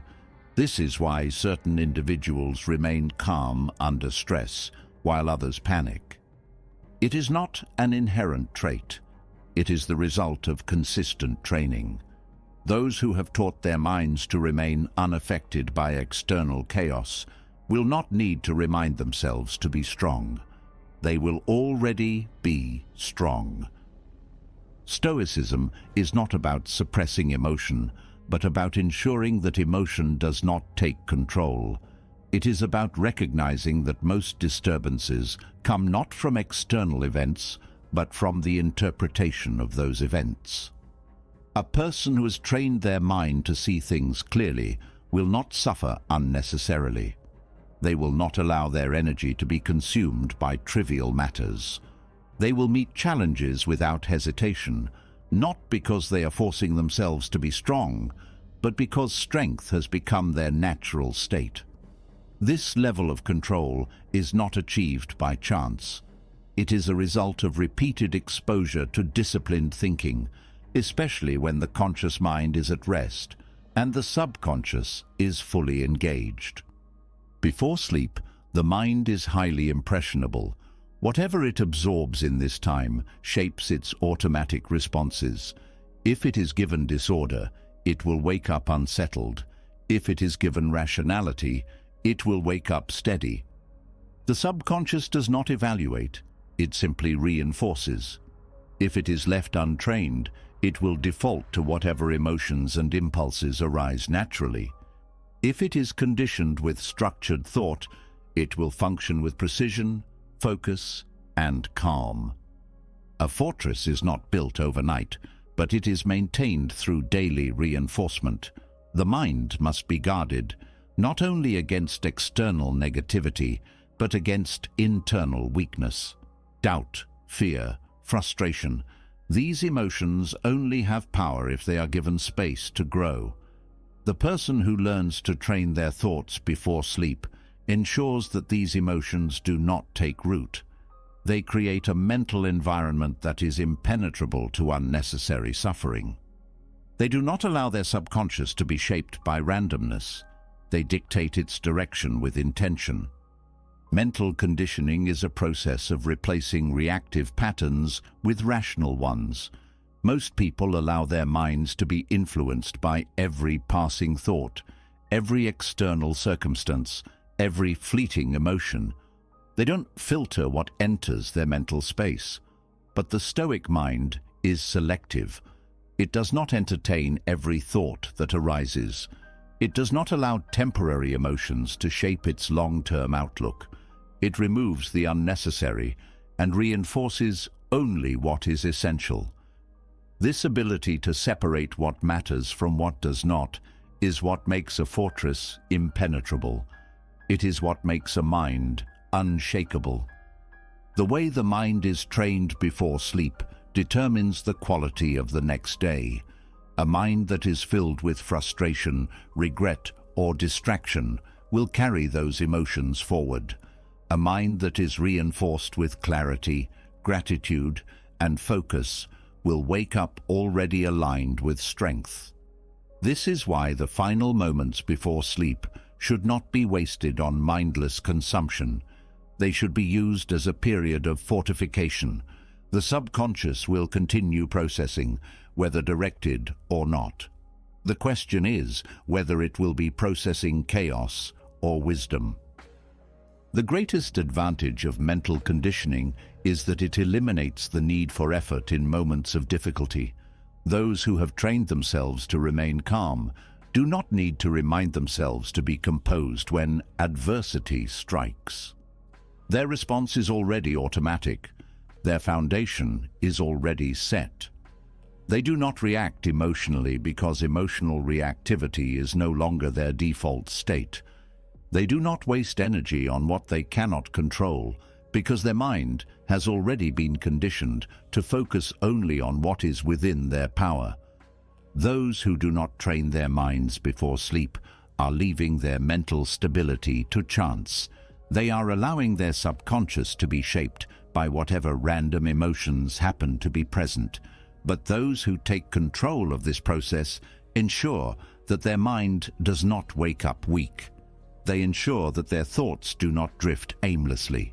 They ensure that no external event will have the power to shake them. The mind becomes what it is exposed to most often. If it is surrounded by wisdom, it will operate with wisdom. If it is constantly reacting to negativity, it will become negative. This is why mental conditioning is not an occasional practice. It must be a continuous process. A fortress that is not maintained will eventually weaken. A mind that is not reinforced will eventually break under pressure. Strength is not an abstract concept. It is a habit. It is something that is built, reinforced, and strengthened over time. Those who commit to training their minds every night will find that their emotional responses change naturally. They will find that their first thoughts upon waking are already structured. They will find that their subconscious no longer fights against them, but works in their favor.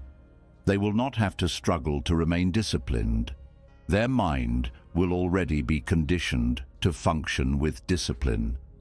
A person who takes control of their mental environment takes control of their life. They do not spend their days trying to regain focus because they never lost it. They do not allow external stresses to dictate their emotions because they have already determined how they will respond.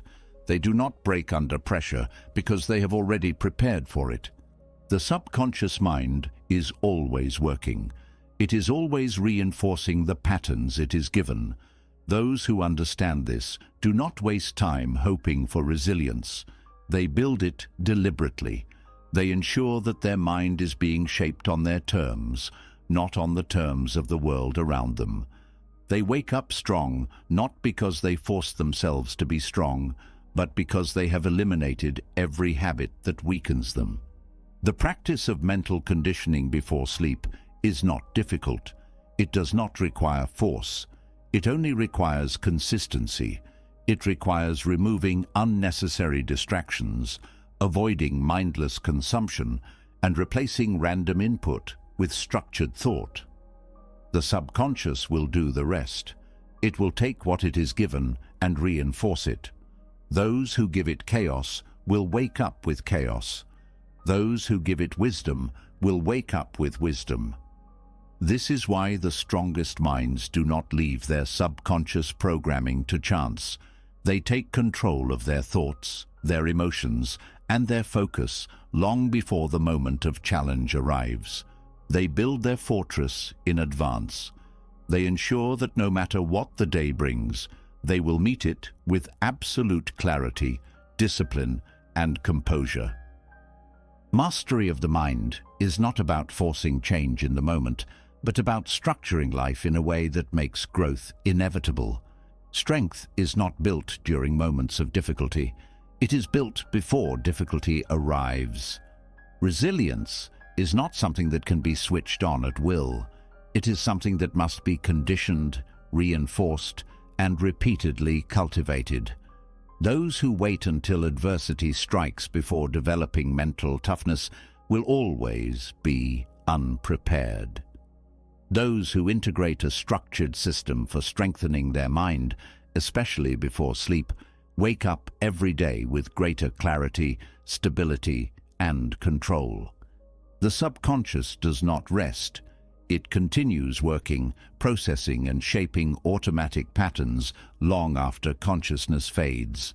The final hours before sleep determine whether the mind is strengthening or weakening. The person who treats sleep as a random transition from wakefulness to unconsciousness wakes up scattered, unfocused, and vulnerable to external influences. The person who uses this time as a tool for deliberate mental conditioning wakes up already prepared, already in control, already fortified against the day ahead. A nighttime transformation is not about making small, occasional adjustments. It is about designing a structured system that ensures growth happens effortlessly. The most disciplined individuals do not rely on motivation to improve their mindset. They structure their environment in such a way that discipline is the only natural outcome. The way the mind is programmed in the final 4 hours before sleep determines how it will function upon waking. If these hours are spent in distraction, consumption, and reaction, the mind will wake up restless, untrained, and unprepared. If they are spent reinforcing clarity, detachment, and purpose, the mind will wake up stronger, more composed, and already aligned with discipline. Mental transformation happens through what is repeated most often. The subconscious reinforces the dominant thoughts, emotions, and habits that are introduced before sleep. Those who fail to take control of these final hours are unknowingly reinforcing whatever mental patterns have already taken hold, whether beneficial or destructive.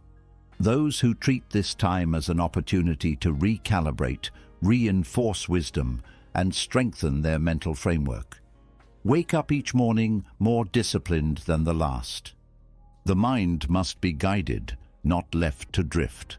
It must be trained with intention, not shaped by chance. People often believe that their thoughts and emotions upon waking are random, but they are the direct result of what was absorbed, processed, and reinforced during the night. The final 4 hours before sleep provide the perfect window for programming the mind for resilience. Those who take advantage of this do not have to remind themselves to be strong during the day. They wake up already strong. A structured nighttime routine is not about control for the sake of control. It is about ensuring that mental discipline becomes automatic. Those who believe they can wake up and fix their mindset in the morning misunderstand how the mind works. By the time the day begins, mental patterns have already been set. Willpower is a weak substitute for preparation. A person who has conditioned their subconscious through deliberate nightly habits does not have to fight to regain focus, clarity, or discipline in the morning. They wake up with these qualities fully intact. The strongest individuals engineer their environment to reinforce their desired state of mind. They do not leave their mindset to chance, just as a skilled warrior does not leave their training to luck. They ensure that every aspect of their nighttime routine supports the person they want to become. This is the difference between those who drift through life and those who command it. The former react to whatever thoughts arise. The latter direct their thoughts before they even surface. The way the night is structured determines whether the subconscious is reinforcing mental clarity or mental chaos. Those who let their final hours be dictated by external distractions, meaningless consumption, or unresolved emotions wake up already behind. They start their day trying to regain control instead of beginning from a position of strength. But those who condition their mind with intentional inputs before sleep wake up already ahead. Their mental state is not something they have to fix in the morning. It is something they have already shaped the night before. A powerful nighttime transformation is built upon predictability and reinforcement. The brain thrives on structure. It does not respond well to inconsistency, randomness, or chaotic inputs. Those who engage in disciplined, structured practices every night ensure that their subconscious is processing only what strengthens them. They do not leave their mind unguarded in the final hours before sleep. They actively shape it, knowing that this is the easiest time to reinforce deep, long-term change. The power of a 4-hour nighttime transformation lies in its compounding effect. A single night of discipline will not radically change a person, but a structured nightly system practiced consistently will reshape mental habits in ways that are difficult to undo. The person who is engaged in deliberate mental conditioning every night for weeks, months, and years does not wake up fighting against their thoughts. They do not have to battle with emotions first thing in the morning. Their mental responses have already been trained. Their subconscious has already been aligned with Stoic principles. They wake up clear, unshaken, and prepared for whatever the day holds. The key to making this process effortless is automation. The mind should not have to exert effort to maintain discipline. It should be conditioned in such a way that discipline is the default. Those who struggle with maintaining clarity, resilience, or focus during the day have not trained their subconscious properly at night. They are trying to force control instead of embedding it deep within their mental framework. The goal of a structured nighttime routine is to make discipline instinctive. Strength is not built in the morning. It is reinforced the night before. Those who condition their mind properly do not need to recover from stress, overthinking, or emotional volatility when they wake up. Their subconscious has already cleared these unnecessary burdens overnight. They start their day without baggage, without resistance, without the weight of unprocessed thoughts pulling them in different directions. They move through their mornings with precision, direction, and complete ownership over their mindset. The greatest misconception people have about mental growth is that it happens in the moment of challenge, but by the time the challenge arrives, it is already too late to train.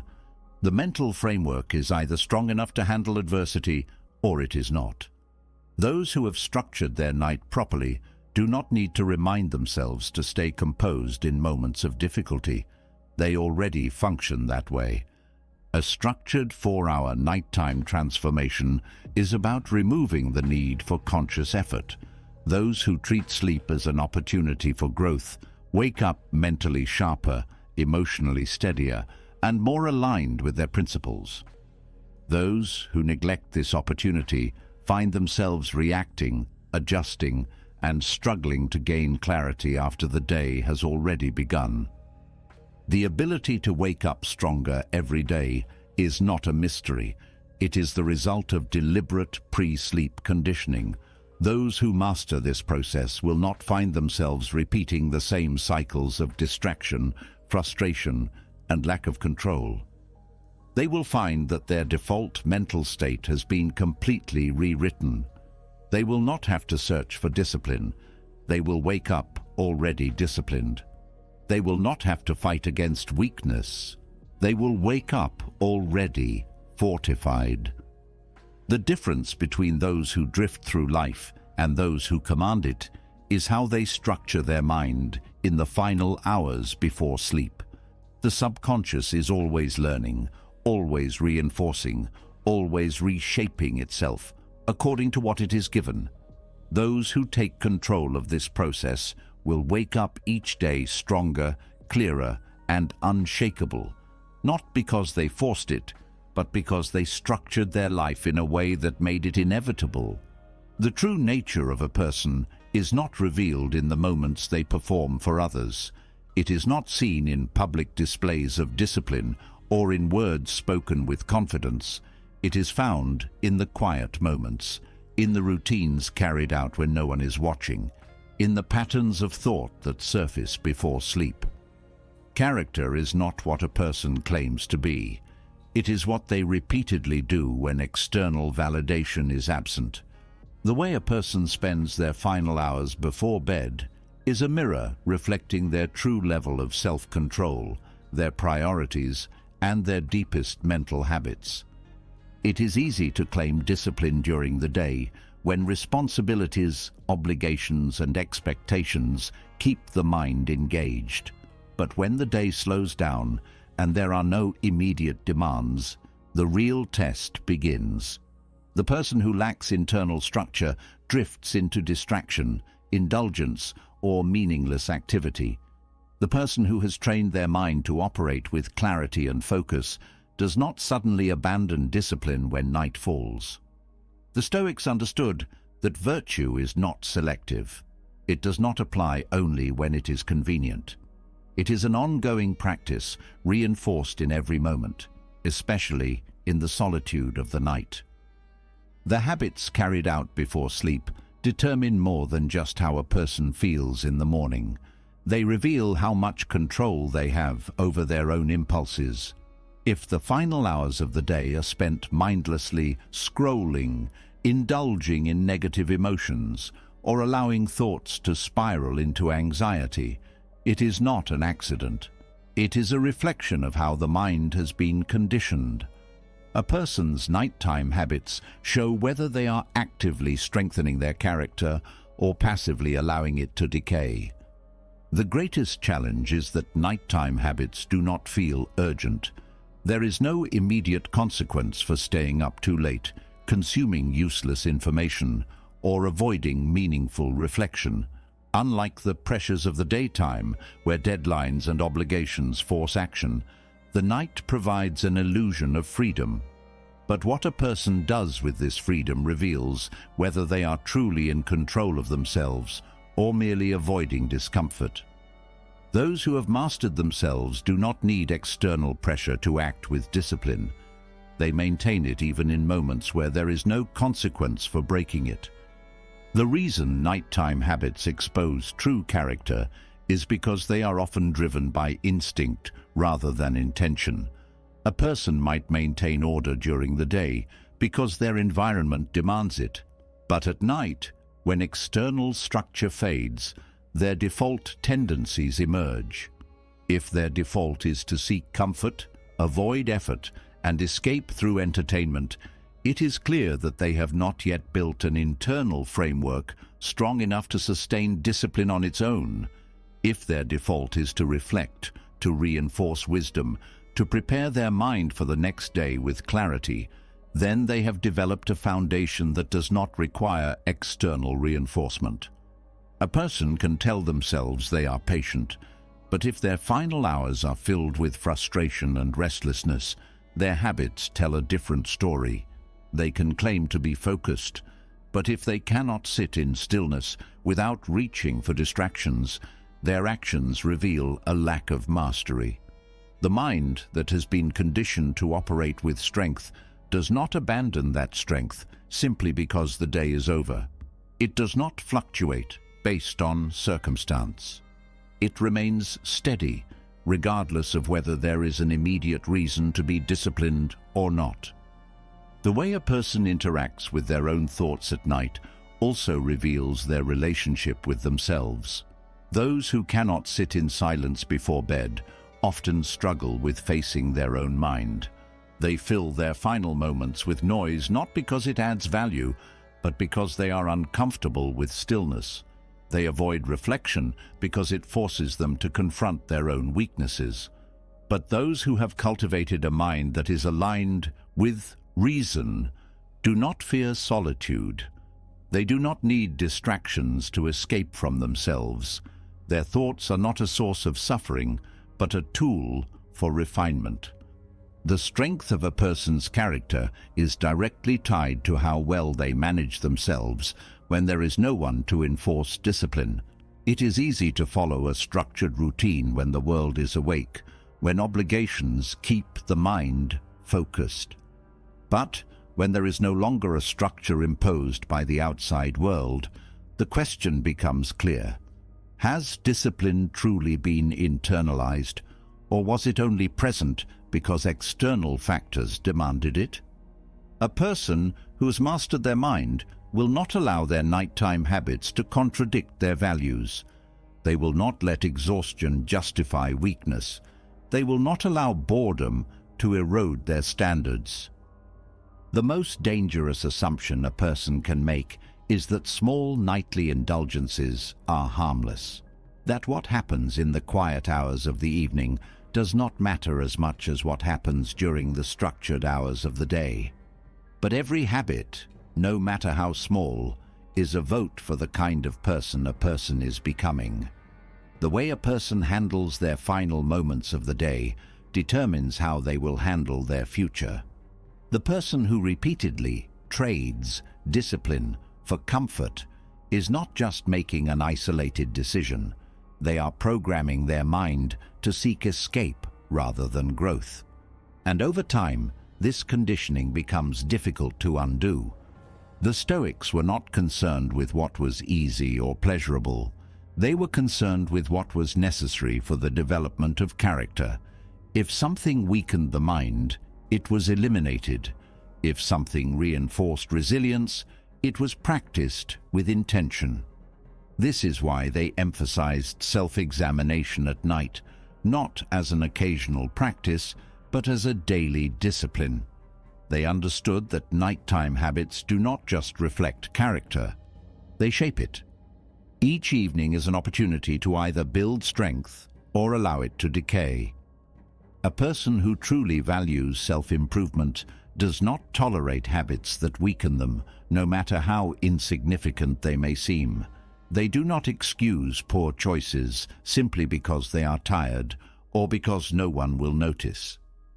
They recognize that their greatest accountability is to themselves. The final actions of the day are not separate from the rest of life. They are a continuation of everything a person believes, everything they prioritize, everything they are becoming. The difference between those who drift through life and those who master it is found in what they do when there is no one to impress, no obligation to meet, no immediate reward for discipline. Weakness is not built in a single moment of indulgence, just as strength is not built in a single moment of restraint. It is the accumulation of choices made over time. A person does not suddenly wake up weak, nor do they suddenly wake up strong. They wake up as a reflection of everything they have repeatedly done the night before. The question is never whether a person can be disciplined when it is required of them. The question is whether they are disciplined when it is not. True self-control is not measured by how well a person performs under supervision. It is measured by what they do in the silence of the night, when there is no external pressure, no immediate consequence, no one to answer to but themselves. The way a person spends their final moments before sleep is not a trivial detail. It is a clear indicator of their true level of self-mastery. The untrained mind seeks comfort. The disciplined mind seeks growth. The untrained mind drifts. The disciplined mind directs itself with intention. The untrained mind avoids reflection. The disciplined mind embraces it. This is why the most powerful transformation does not happen in daylight, in moments of external validation, or in the presence of others. It happens in the unseen hours, in the decisions made when no one is watching. It happens in the commitment to maintaining discipline, even when there is no immediate benefit. It happens in the understanding that character is not something that can be borrowed or performed. It is something that is built, strengthened, and proven every single night. The mind does not stop working when the body rests. It continues processing, reinforcing, and strengthening whatever thoughts have been most dominant throughout the day. Those who let their mind wander into worry, regret, or meaningless distractions before sleep are unknowingly training themselves to carry that same scattered energy into the next day. But those who take control of their final thoughts at night are not just resting, they are rewiring. They are using the subconscious as a tool to build resilience, sharpen focus, and reinforce the mental strength needed to navigate life with discipline and clarity. Stoic visualization is not about passive daydreaming. It is an active process of conditioning the mind to respond to life with wisdom rather than impulse, with composure rather than reactivity, with courage rather than avoidance. The greatest advantage of this practice is that it does not require external tools or perfect conditions. It only requires deliberate attention to thought. The way the mind is directed before sleep determines how it will operate upon waking. Those who understand this do not leave their thoughts unchecked. They take responsibility for training their subconscious to reinforce the qualities that lead to a stronger, more resilient life. Mental rehearsal is a tool that has been used throughout history, not just in philosophy, but in warfare, athletics, and leadership. Those who have achieved extraordinary composure under pressure did not develop it in the moment. They trained for it long before they needed it. The mind cannot be expected to function with strength if it has not been repeatedly conditioned to do so. Just as an athlete does not enter a competition without practice, a person can't expect to remain steady in adversity if they have not first rehearsed how they will respond. The Stoics understood that resilience is not a theory, it is a practice. A person does not become calm by wishing for it. They do not develop unshakable discipline by hoping for it. These qualities must be embedded deeply through intentional thought.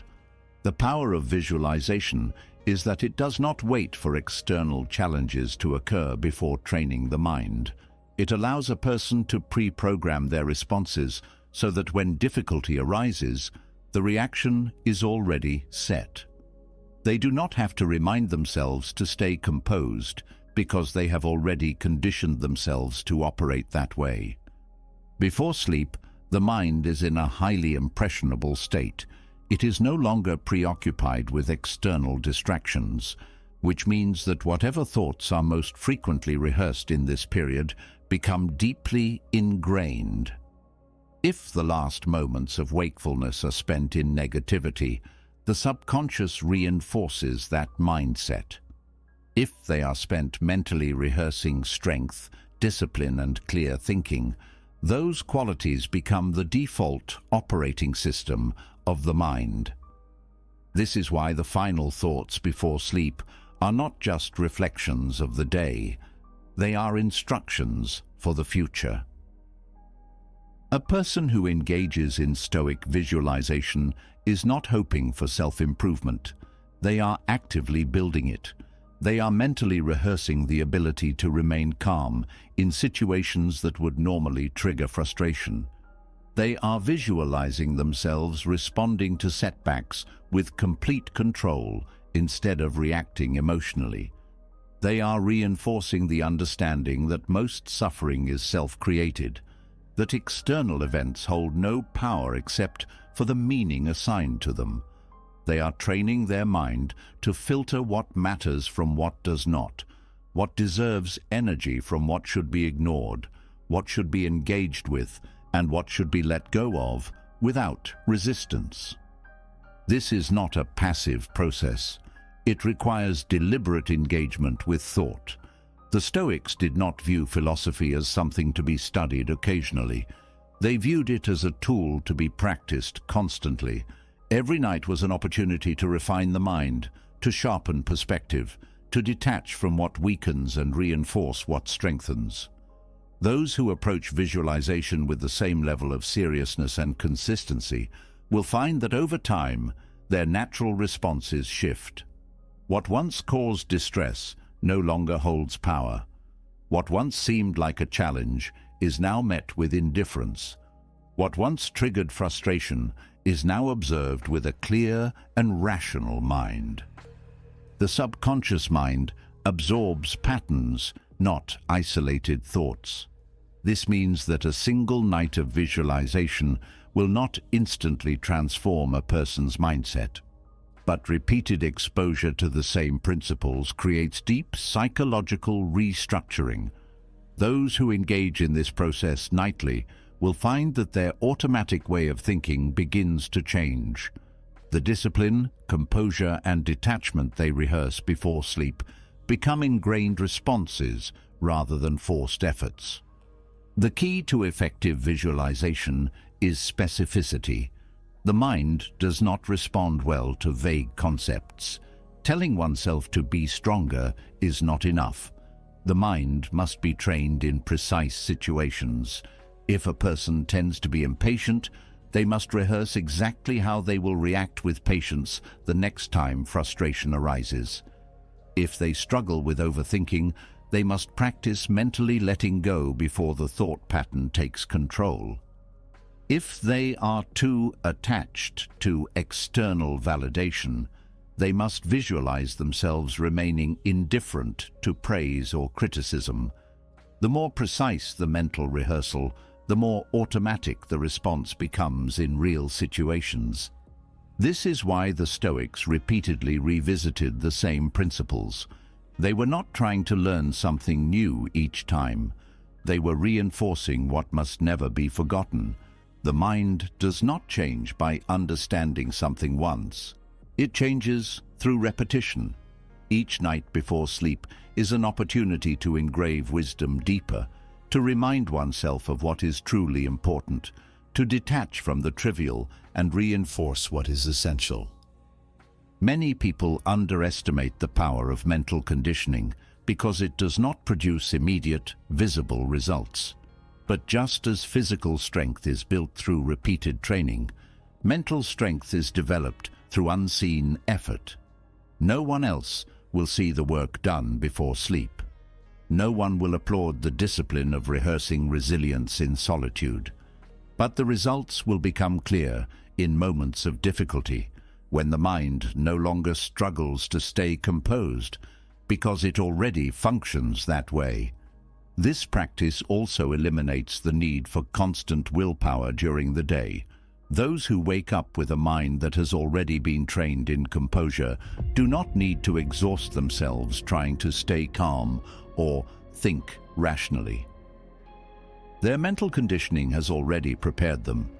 Just as a trained fighter does not need to think about every movement in a match, a trained mind does not need to remind itself to stay disciplined. It simply operates with discipline naturally.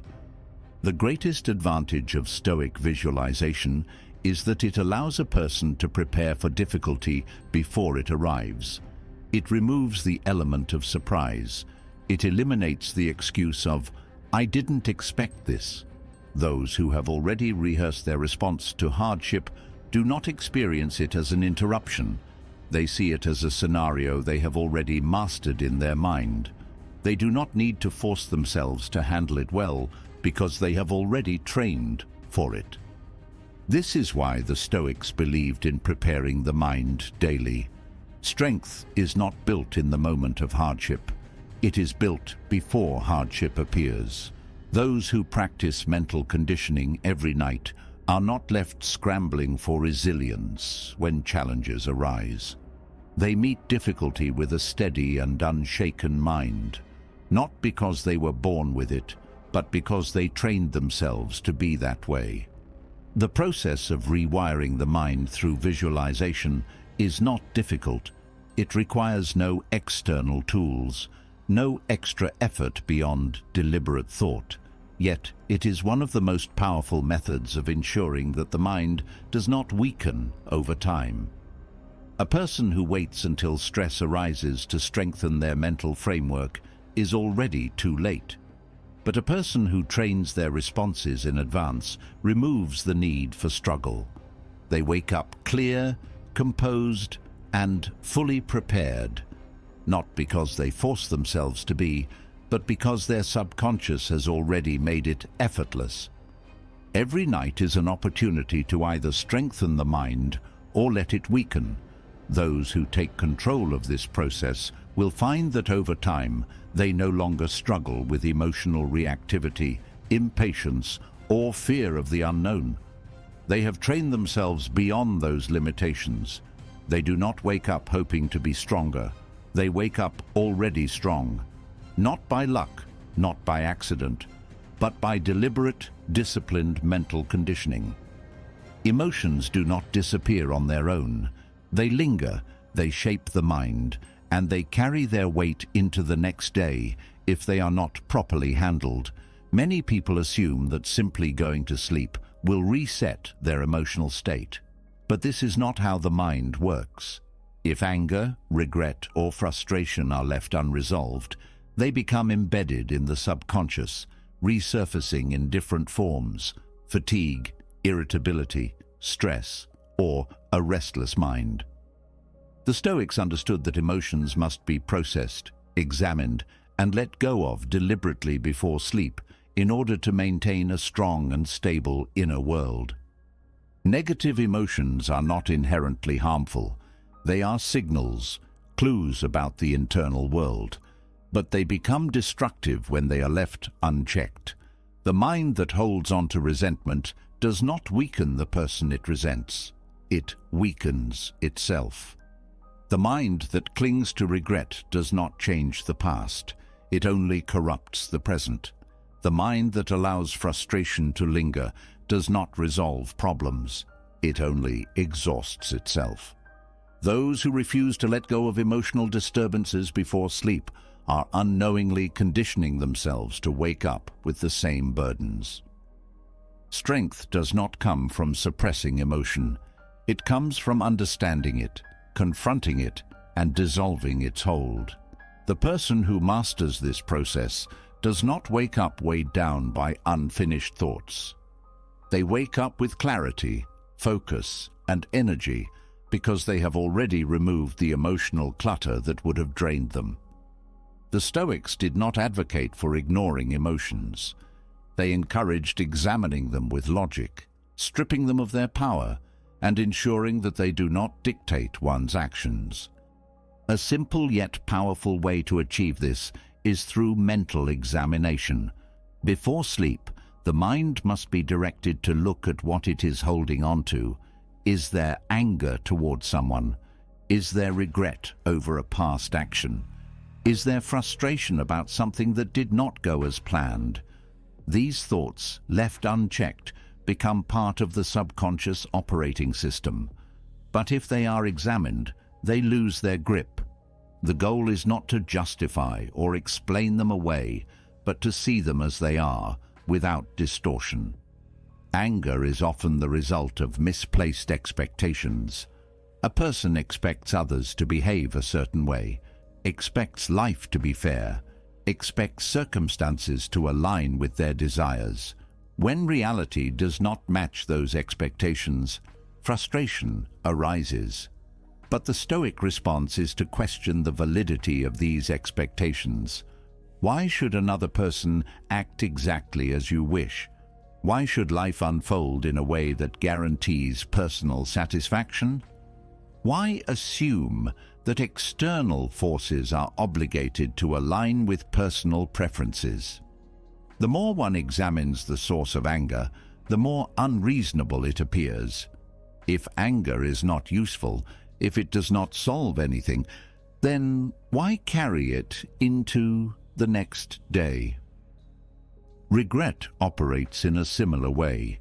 It traps the mind in what could have been, what should have happened, what might have gone differently. But no amount of dwelling on the past can change it. The only rational approach is to extract the lesson and discard the rest. If a mistake was made, was there something to learn from it? If so, then that is all that is needed. Regret serves no function beyond that. If there was nothing to learn, then the event was insignificant from the beginning and does not deserve attention. Carrying regret into sleep is a voluntary choice to relive pain that no longer exists. Frustration is often born from a lack of acceptance. Something did not go as planned. Expectations were not met. Effort did not yield the desired result. But who promised that it would?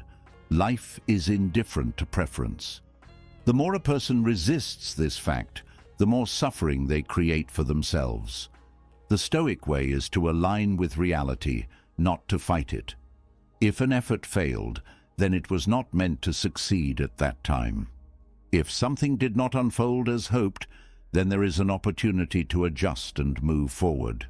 Fighting against what is already set in motion is wasted energy. A powerful exercise for dissolving negative emotions before sleep is detachment through perspective. The mind must be guided to step back, to view itself as an outsider.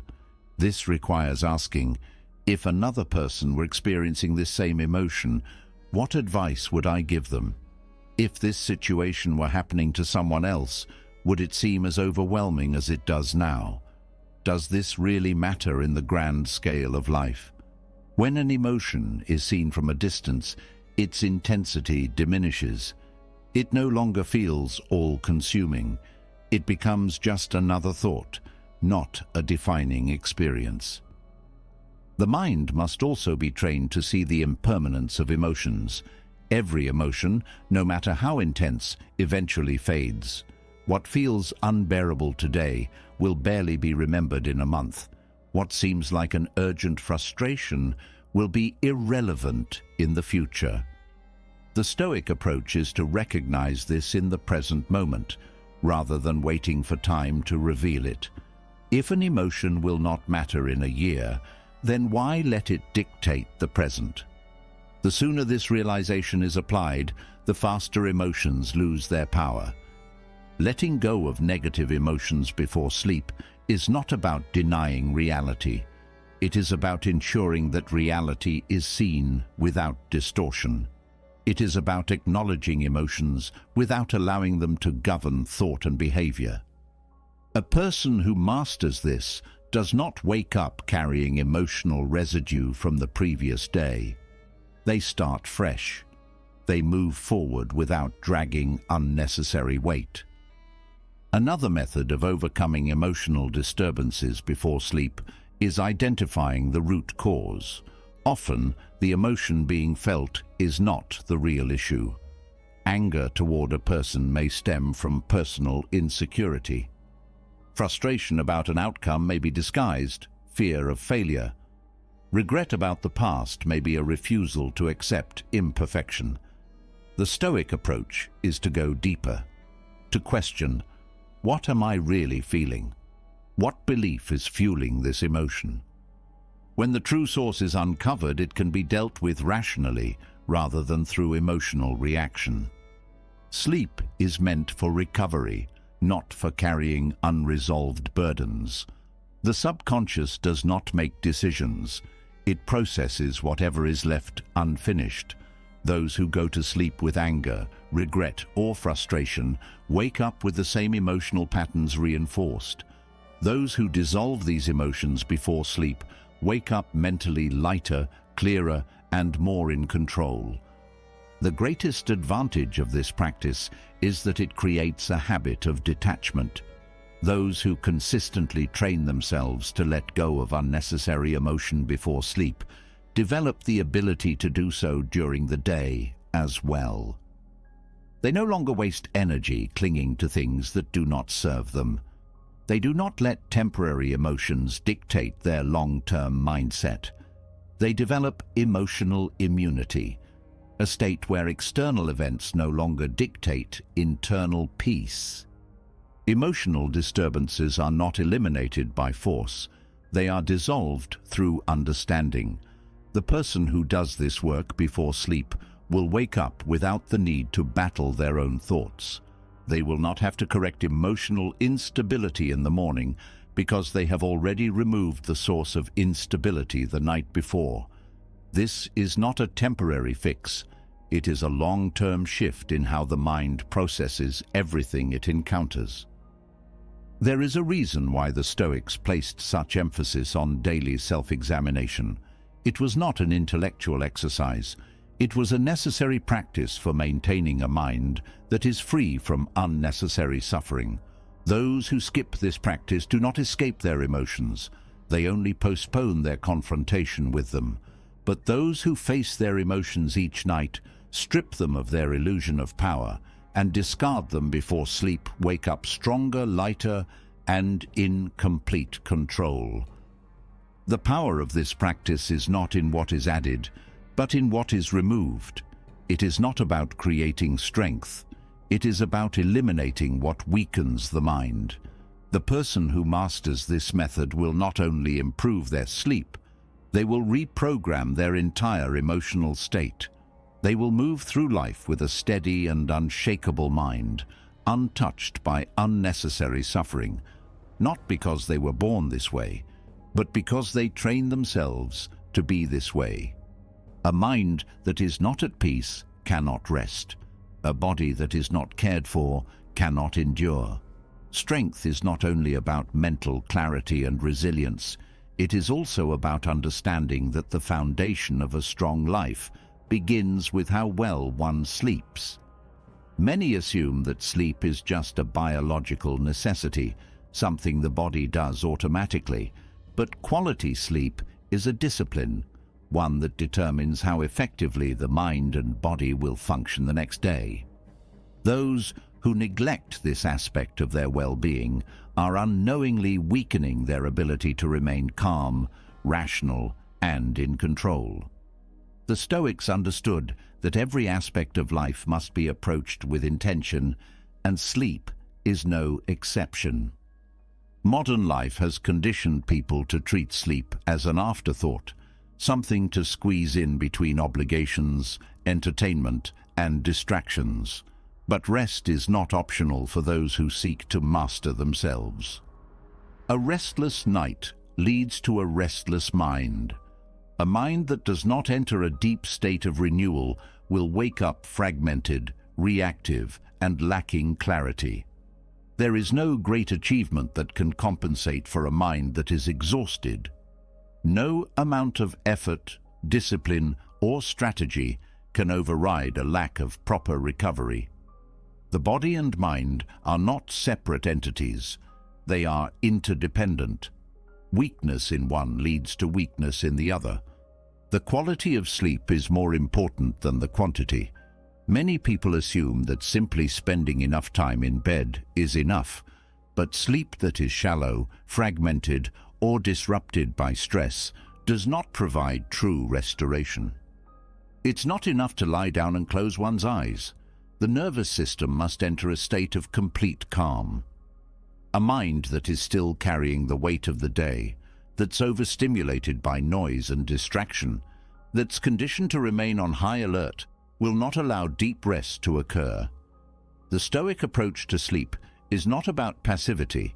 It's about preparing the body and mind to release tension completely so that it can return stronger. Discipline does not end when the day ends. It extends into how one prepares for sleep. A chaotic pre-sleep routine is a clear indicator of a chaotic mind. Just as a Stoic does not allow their emotions to dictate their actions, they do not allow external distractions to dictate their rest. They remove all unnecessary stimulation before sleep. They understand that the final moments before rest determine how easily the mind will transition into stillness.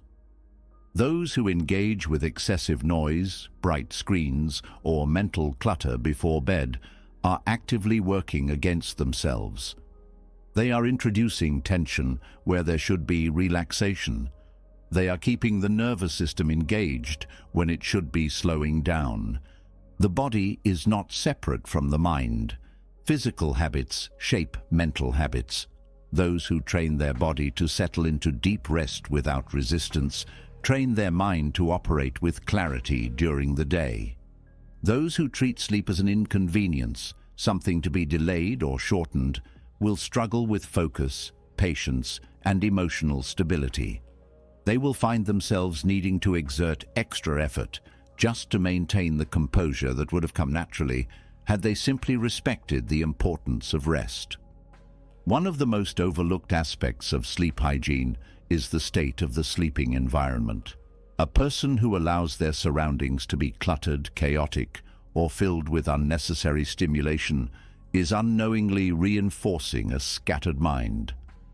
A room should be arranged with the same discipline as one's thoughts, minimal, intentional, free of distractions. The physical space one sleeps in should signal to the body that it is time to let go, not remain engaged. Many people treat their sleeping area as just another part of their living space, filled with screens, clutter, and unnecessary stimulation. But this is a mistake of undisciplined living. The body responds to its environment. If the space is chaotic, the mind will be as well. Just as Stoics practiced moderation and balance in all aspects of life, They understood that excess leads to weakness. Many people struggle with sleep because their bodies and minds are overstimulated throughout the day. They rely on caffeine, artificial lighting, and constant stimulation to override their natural rhythms, then expect their minds to shut down on command. This is not how the body works. If the nervous system is kept in a state of artificial alertness, sleep will be difficult. If the mind is constantly bombarded with information, it will not settle easily. If there is no separation between the day's activity and the transition into sleep, the body will struggle to enter a state of deep restoration. Sleep hygiene is not just about what happens before bed. It is about the choices made throughout the entire day. Those who consume excessive stimulation, who do not allow themselves periods of mental stillness, who do not move their bodies in a way that expends energy, will find themselves lying awake at night, unable to settle. The body cannot rest if it has not been treated with discipline throughout the day. Sleep is not just about lying down. It is about allowing the nervous system to shift into a lower state of activity. Those who treat their bodies with care during the day, who engage in physical movement, who limit excessive artificial stimulation, who take moments of stillness, find that their sleep happens effortlessly. Many people who struggle with sleep blame stress, anxiety, or external circumstances, but in most cases, poor sleep is a result of poor discipline. It is a consequence of living in a way that disregards the body's natural rhythms. The Stoic approach is not to complain about sleep difficulties. It is to remove the causes of unrest. A mind that is constantly seeking entertainment will not find it easy to settle into deep rest. A body that has been neglected will not fall into relaxation without resistance. A person who has spent the entire day chasing stimulation cannot expect sleep to come easily. The cause is clear. The solution is simple. Those who value control over their own mind must first ensure that they are giving it the necessary recovery and clarity. A tired mind is weak. A restless body is unfocused. The ability to maintain composure, rational thinking, and discipline does not come from force. It comes from a state of balance. If sleep is neglected, the next day is already compromised. If the nervous system is not given the opportunity to reset, it will not function at its best. If the body is treated as an afterthought, the mind will suffer as well. One of the key principles of Stoic sleep hygiene is learning to let go. Those who struggle to fall asleep are often still holding on to the day, replaying events, engaging in unnecessary thought cycles, resisting rest because they have not trained themselves to detach. The ability to sleep well is a direct reflection of the ability to release what no longer serves a purpose. Those who have mastered detachment do not bring unresolved emotions into the night. They do not carry the weight of the day into their sleep. They understand that holding on to what cannot be changed is the cause of suffering. Letting go before sleep is an exercise in mental discipline. Those who practice this skill nightly develop the ability to let go more easily in other areas of life. They do not react impulsively to challenges. They do not cling to unnecessary worries. They do not allow external events to dictate their internal state. By training themselves to release thoughts, emotions, and tension before bed, they develop the ability to do the same throughout the day. Sleep is not just rest. It is a form of mental training. A person who respects sleep is reinforcing the principle of balance and discipline in all areas of life. They do not see sleep as an indulgence. They see it as a necessity for strength. They recognize that a clear mind requires deep restoration. They know that a well-rested body is a stronger vessel for discipline, focus, and composure. A person who is careless with their sleep is careless with their mind. Those who understand the true value of mental clarity do not neglect the foundation that supports it. They ensure that their sleep is intentional, structured, and aligned with their highest values. They do not allow small indulgences to interfere with the long-term goal of self-mastery. They recognize that how they sleep determines how they think, how they feel, and how they respond to life. The discipline of quality sleep is not about following rigid rules. It is about recognizing that strength, resilience, and rationality are only possible when the mind and body are given the care they need. Those who treat this aspect of life with the same dedication as they do their other habits will find that they wake up sharper, stronger, and fully prepared for the challenges of the day ahead. They will not fight against fatigue, stress, or emotional instability because they have already removed these obstacles at their source.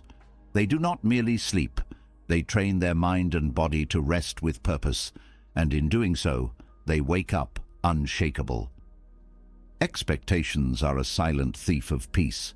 The mind clings to ideas of how things should be, how people ought to behave, how tomorrow must unfold according to personal desires. This attachment does not provide control, it only creates tension. And tension does not disappear when the body lays down to rest. It lingers. It keeps the mind racing, constantly adjusting, planning, and worrying about what has not yet happened. Those who fall asleep burdened by expectations wake up exhausted, already carrying the weight of a future that does not exist. Letting go of expectations is not about passivity or carelessness. It is about releasing attachment to imagined outcomes. It is about recognizing that peace is only available in the present moment, and the more a person fixates on what should happen next, the less peace they experience now. The mind that is trained to surrender its grip on the uncontrollable is the mind that finds deep, uninterrupted rest. The person who allows their thoughts to flow without force, without insistence on a particular future, is the person who wakes up clear, refreshed, and ready to respond to life with flexibility and strength. The problem with expectations is that they are built on illusion. They assume that the world will conform to personal desires, that others will behave according to specific standards, that plans will unfold smoothly without interference. This is never guaranteed. Reality does not bend to expectations. It follows its own course, indifferent to preference. And when expectations are not met, frustration, disappointment, and restlessness arise. Not because the world has changed, but because the mind insisted that things be a certain way.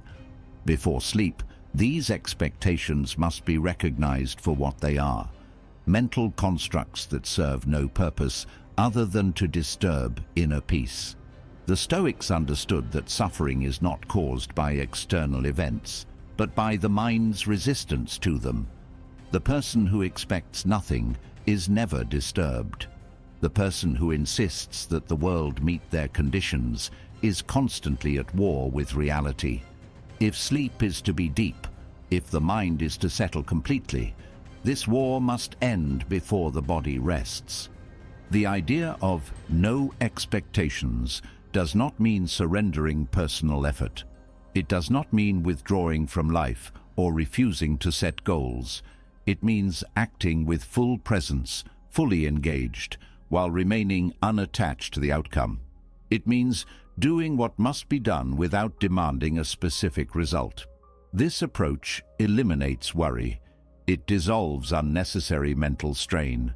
It removes the tendency to overthink, to project endlessly into the future, to trap oneself in the anxiety of what if. Many struggle with sleep because their minds are filled with predictions. They replay scenarios, they build possibilities, they construct entire futures based on nothing but speculation. And these speculations rarely bring peace. They create stress because they generate an illusion of control, a belief that if enough thought is dedicated to the future, it can be controlled. But control over the future is never real. It is always limited, always subject to external factors, always beyond full command. The sooner this is accepted, the lighter the mind becomes. The person who recognizes this does not lie awake running mental simulations. They sleep easily because they have already let go of what they cannot hold. One of the simplest but most powerful mental exercises before sleep is releasing attachment to tomorrow. Before closing one's eyes, a single phrase can dismantle anxiety. I have done all I can for today. The rest is not in my hands. This is not avoidance. It is discipline. It is a choice to recognize the limits of control and to respect them. It is a refusal to carry the unnecessary into rest. The person who accepts that the world will move as it moves, regardless of their concern, frees themselves from worry that serves no purpose. This detachment from expectations does not remove responsibility. It enhances it. When a person stops expecting reality to align with personal desires, they stop wasting energy fighting what is. They stop resisting the present. They stop demanding that life unfold in a way that pleases them. This allows them to act with true clarity because their actions are no longer clouded by emotional attachment. They make better decisions because their minds are not weighed down by fear of future disappointment. They approach each day without the burden of needing it to be perfect, and paradoxically, this is what makes their actions most effective. Expectation is an invisible burden. It is the source of countless frustrations, irritations, and restlessness. Many do not realize how much energy is lost in anticipating rather than experiencing. The mind that is always expecting is never present. It is always ahead of itself, never fully where it is. And when the day ends, this habit does not stop. It continues in bed, preventing the body from fully releasing tension, keeping the nervous system alert, refusing to allow full rest. The moment expectations are removed, relaxation becomes effortless. Letting go does not mean giving up. It means removing the false belief that life must move in a certain way to be acceptable. It means accepting that external circumstances are unpredictable, and no amount of insistence will change that. It means taking action while remaining mentally untangled from the result. This shift in thinking eliminates frustration before it even begins. It prevents stress from taking root. It dissolves irritation before it has a chance to build. This approach to life is not just a method for better sleep. It is a method for emotional stability in all areas. A person who stops expecting the world to behave in a way that pleases them is a person who becomes unshakable. They do not fall into despair when plans change. They do not experience intense disappointment when people act differently than expected. They do not waste time dwelling on what should have happened.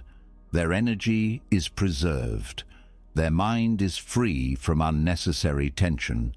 They move through life without being thrown off balance by the uncontrollable. The ability to drop expectations before sleep rewires the entire approach to daily life. It teaches the mind that clinging is unnecessary, that insisting is wasted effort, that true strength comes from moving with life, not against it. A person who does this nightly finds that they wake up lighter. They no longer start the day with invisible weight. They no longer operate under self-imposed pressure. They move through their day with calm, efficiency, and a deep sense of control. Not over events, but over themselves.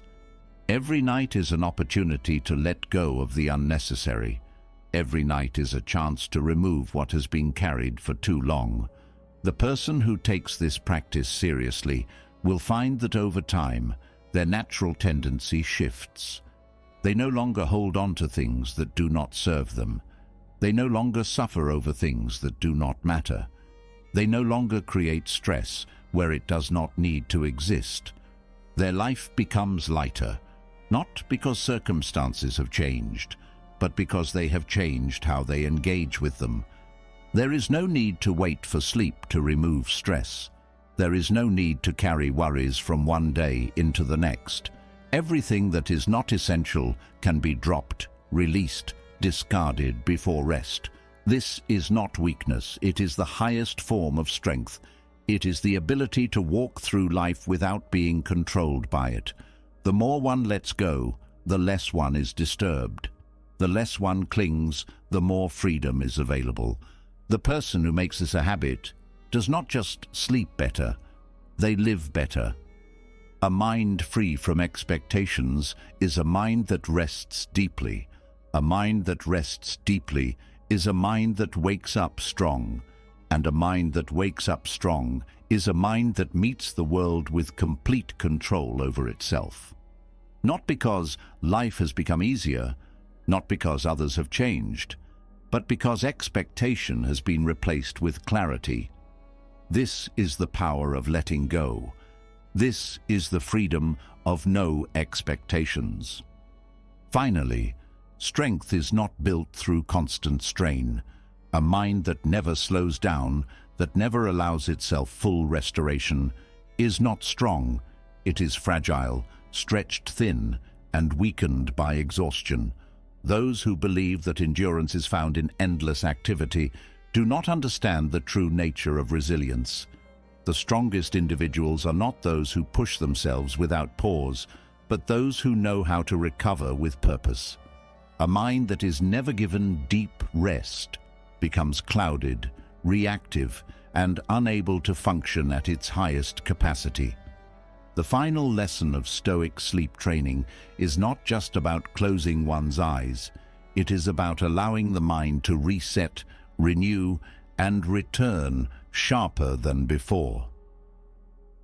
There is a reason the Stoics valued cycles of effort and recovery.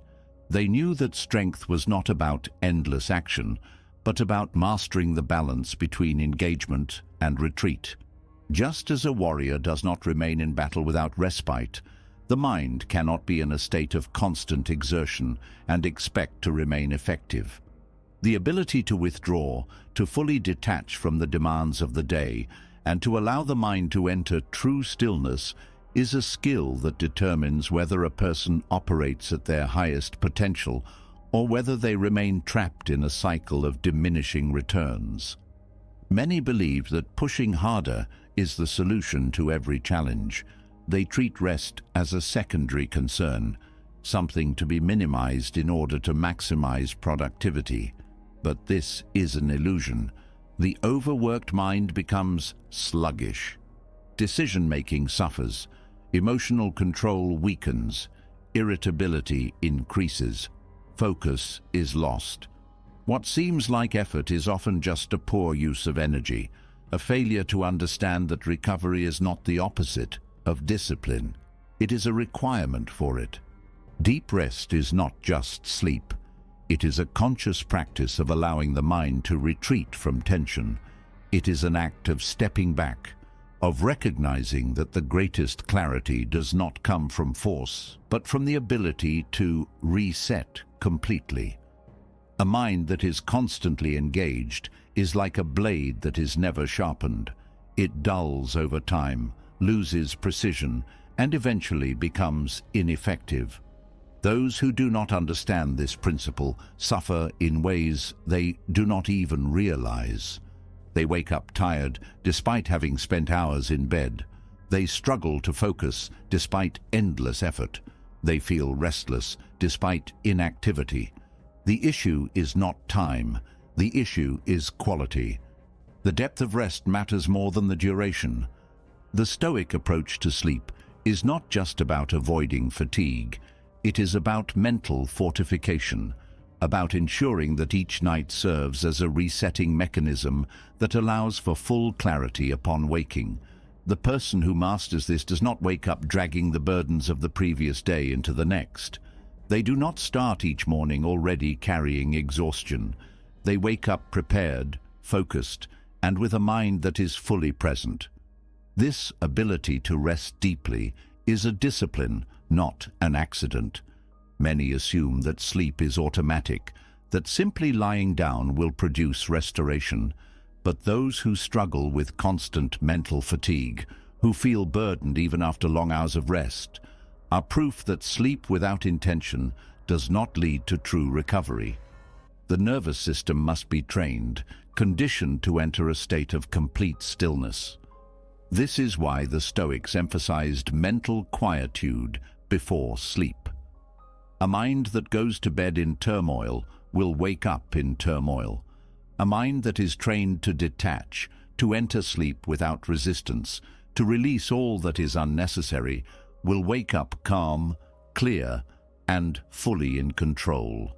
Strength is not about how much a person can endure. It is about how effectively they manage their energy. A person who never rests properly is wasting potential, burning fuel inefficiently, and operating at a fraction of their true capability. Those who do not prioritize deep rest believe they are pushing forward, but in reality, they are limiting their own progress. They mistake exhaustion for effort. They mistake struggle for discipline. They do not understand that a well-rested mind achieves in half the time what an overworked mind struggles with for hours. Mindful awakening is just as important as mindful rest. A person who does not wake up with clarity will lose time regaining control of their thoughts. Those who immediately reach for distractions, who start the day without awareness, who carry the residue of an unrested mind into their morning, set themselves up for a day filled with reaction rather than intention. The first moments of waking determine the trajectory of the day. A mind that has been given full rest does not wake up needing to be reset by external stimulation. It wakes up already steady, already sharp, already prepared for what is ahead. This cycle of deliberate rest and deliberate awakening is the foundation of unshakable inner strength. It creates a mental state that is no longer fragile, no longer thrown off by small disturbances, no longer easily overwhelmed by external pressures. A person who has mastered this cycle does not depend on motivation, on ideal circumstances, or on external validation to function at their best. They are self-sustaining. Their energy is managed efficiently, precisely, and without waste. They do not overextend themselves because they understand that overextension leads to weakness, not strength. The final lesson in Stoic sleep training is to see rest as an essential part of mastery. Just as the mind must be trained in discipline, emotional control, and resilience, it must also be trained in how to recover properly. A person who respects this will never fall into the trap of burnout. They will never wake up feeling behind, scattered, or at the mercy of their thoughts. They will start each day fully in control, fully aware, and fully capable. Many look for complex solutions to their struggles, new techniques, strategies, and external fixes, when the simplest and most powerful solution has always been deep, intentional rest. The body and mind are self-renewing systems, but only if they are allowed to operate as they were designed. If they are constantly forced into overuse, overstimulation, and overexertion, they deteriorate, weaken, and eventually break down. Those who have mastered the discipline of true rest do not experience this deterioration. They do not find themselves overwhelmed by fatigue, mentally scattered, or emotionally unstable. They move through life with consistency, not because they are forcing themselves to be strong, but because their strength is sustained through balance. They do not need to struggle to maintain discipline. It is naturally present because their energy is managed wisely. This is not about sleeping longer. It is about sleeping better. It is about ensuring that every night serves as a resetting process so that every day can be met without unnecessary resistance. The Stoics did not waste effort in ways that did not serve them, and sleep was no exception. They treated rest as a tool for resilience, not as an indulgence, not as an escape, but as a necessity for optimal performance. The person who understands this does not fall into the modern cycle of endless exhaustion, unnecessary struggle, and false strength. They know that energy must be protected, that a mind in a constant state of fatigue cannot operate with clarity, that emotional stability is not about force, it is about maintaining internal balance. They see sleep not as a passive act, but as an intentional practice that fuels every other aspect of their discipline. The mind must rest to gain strength. The person who ignores this fact weakens themselves unknowingly. The person who respects this fact sharpens their mind and fortifies their willpower effortlessly. Deep rest is not a break from effort, it is a requirement for sustainable effort. And those who master it wake up unshakable day after day without fail.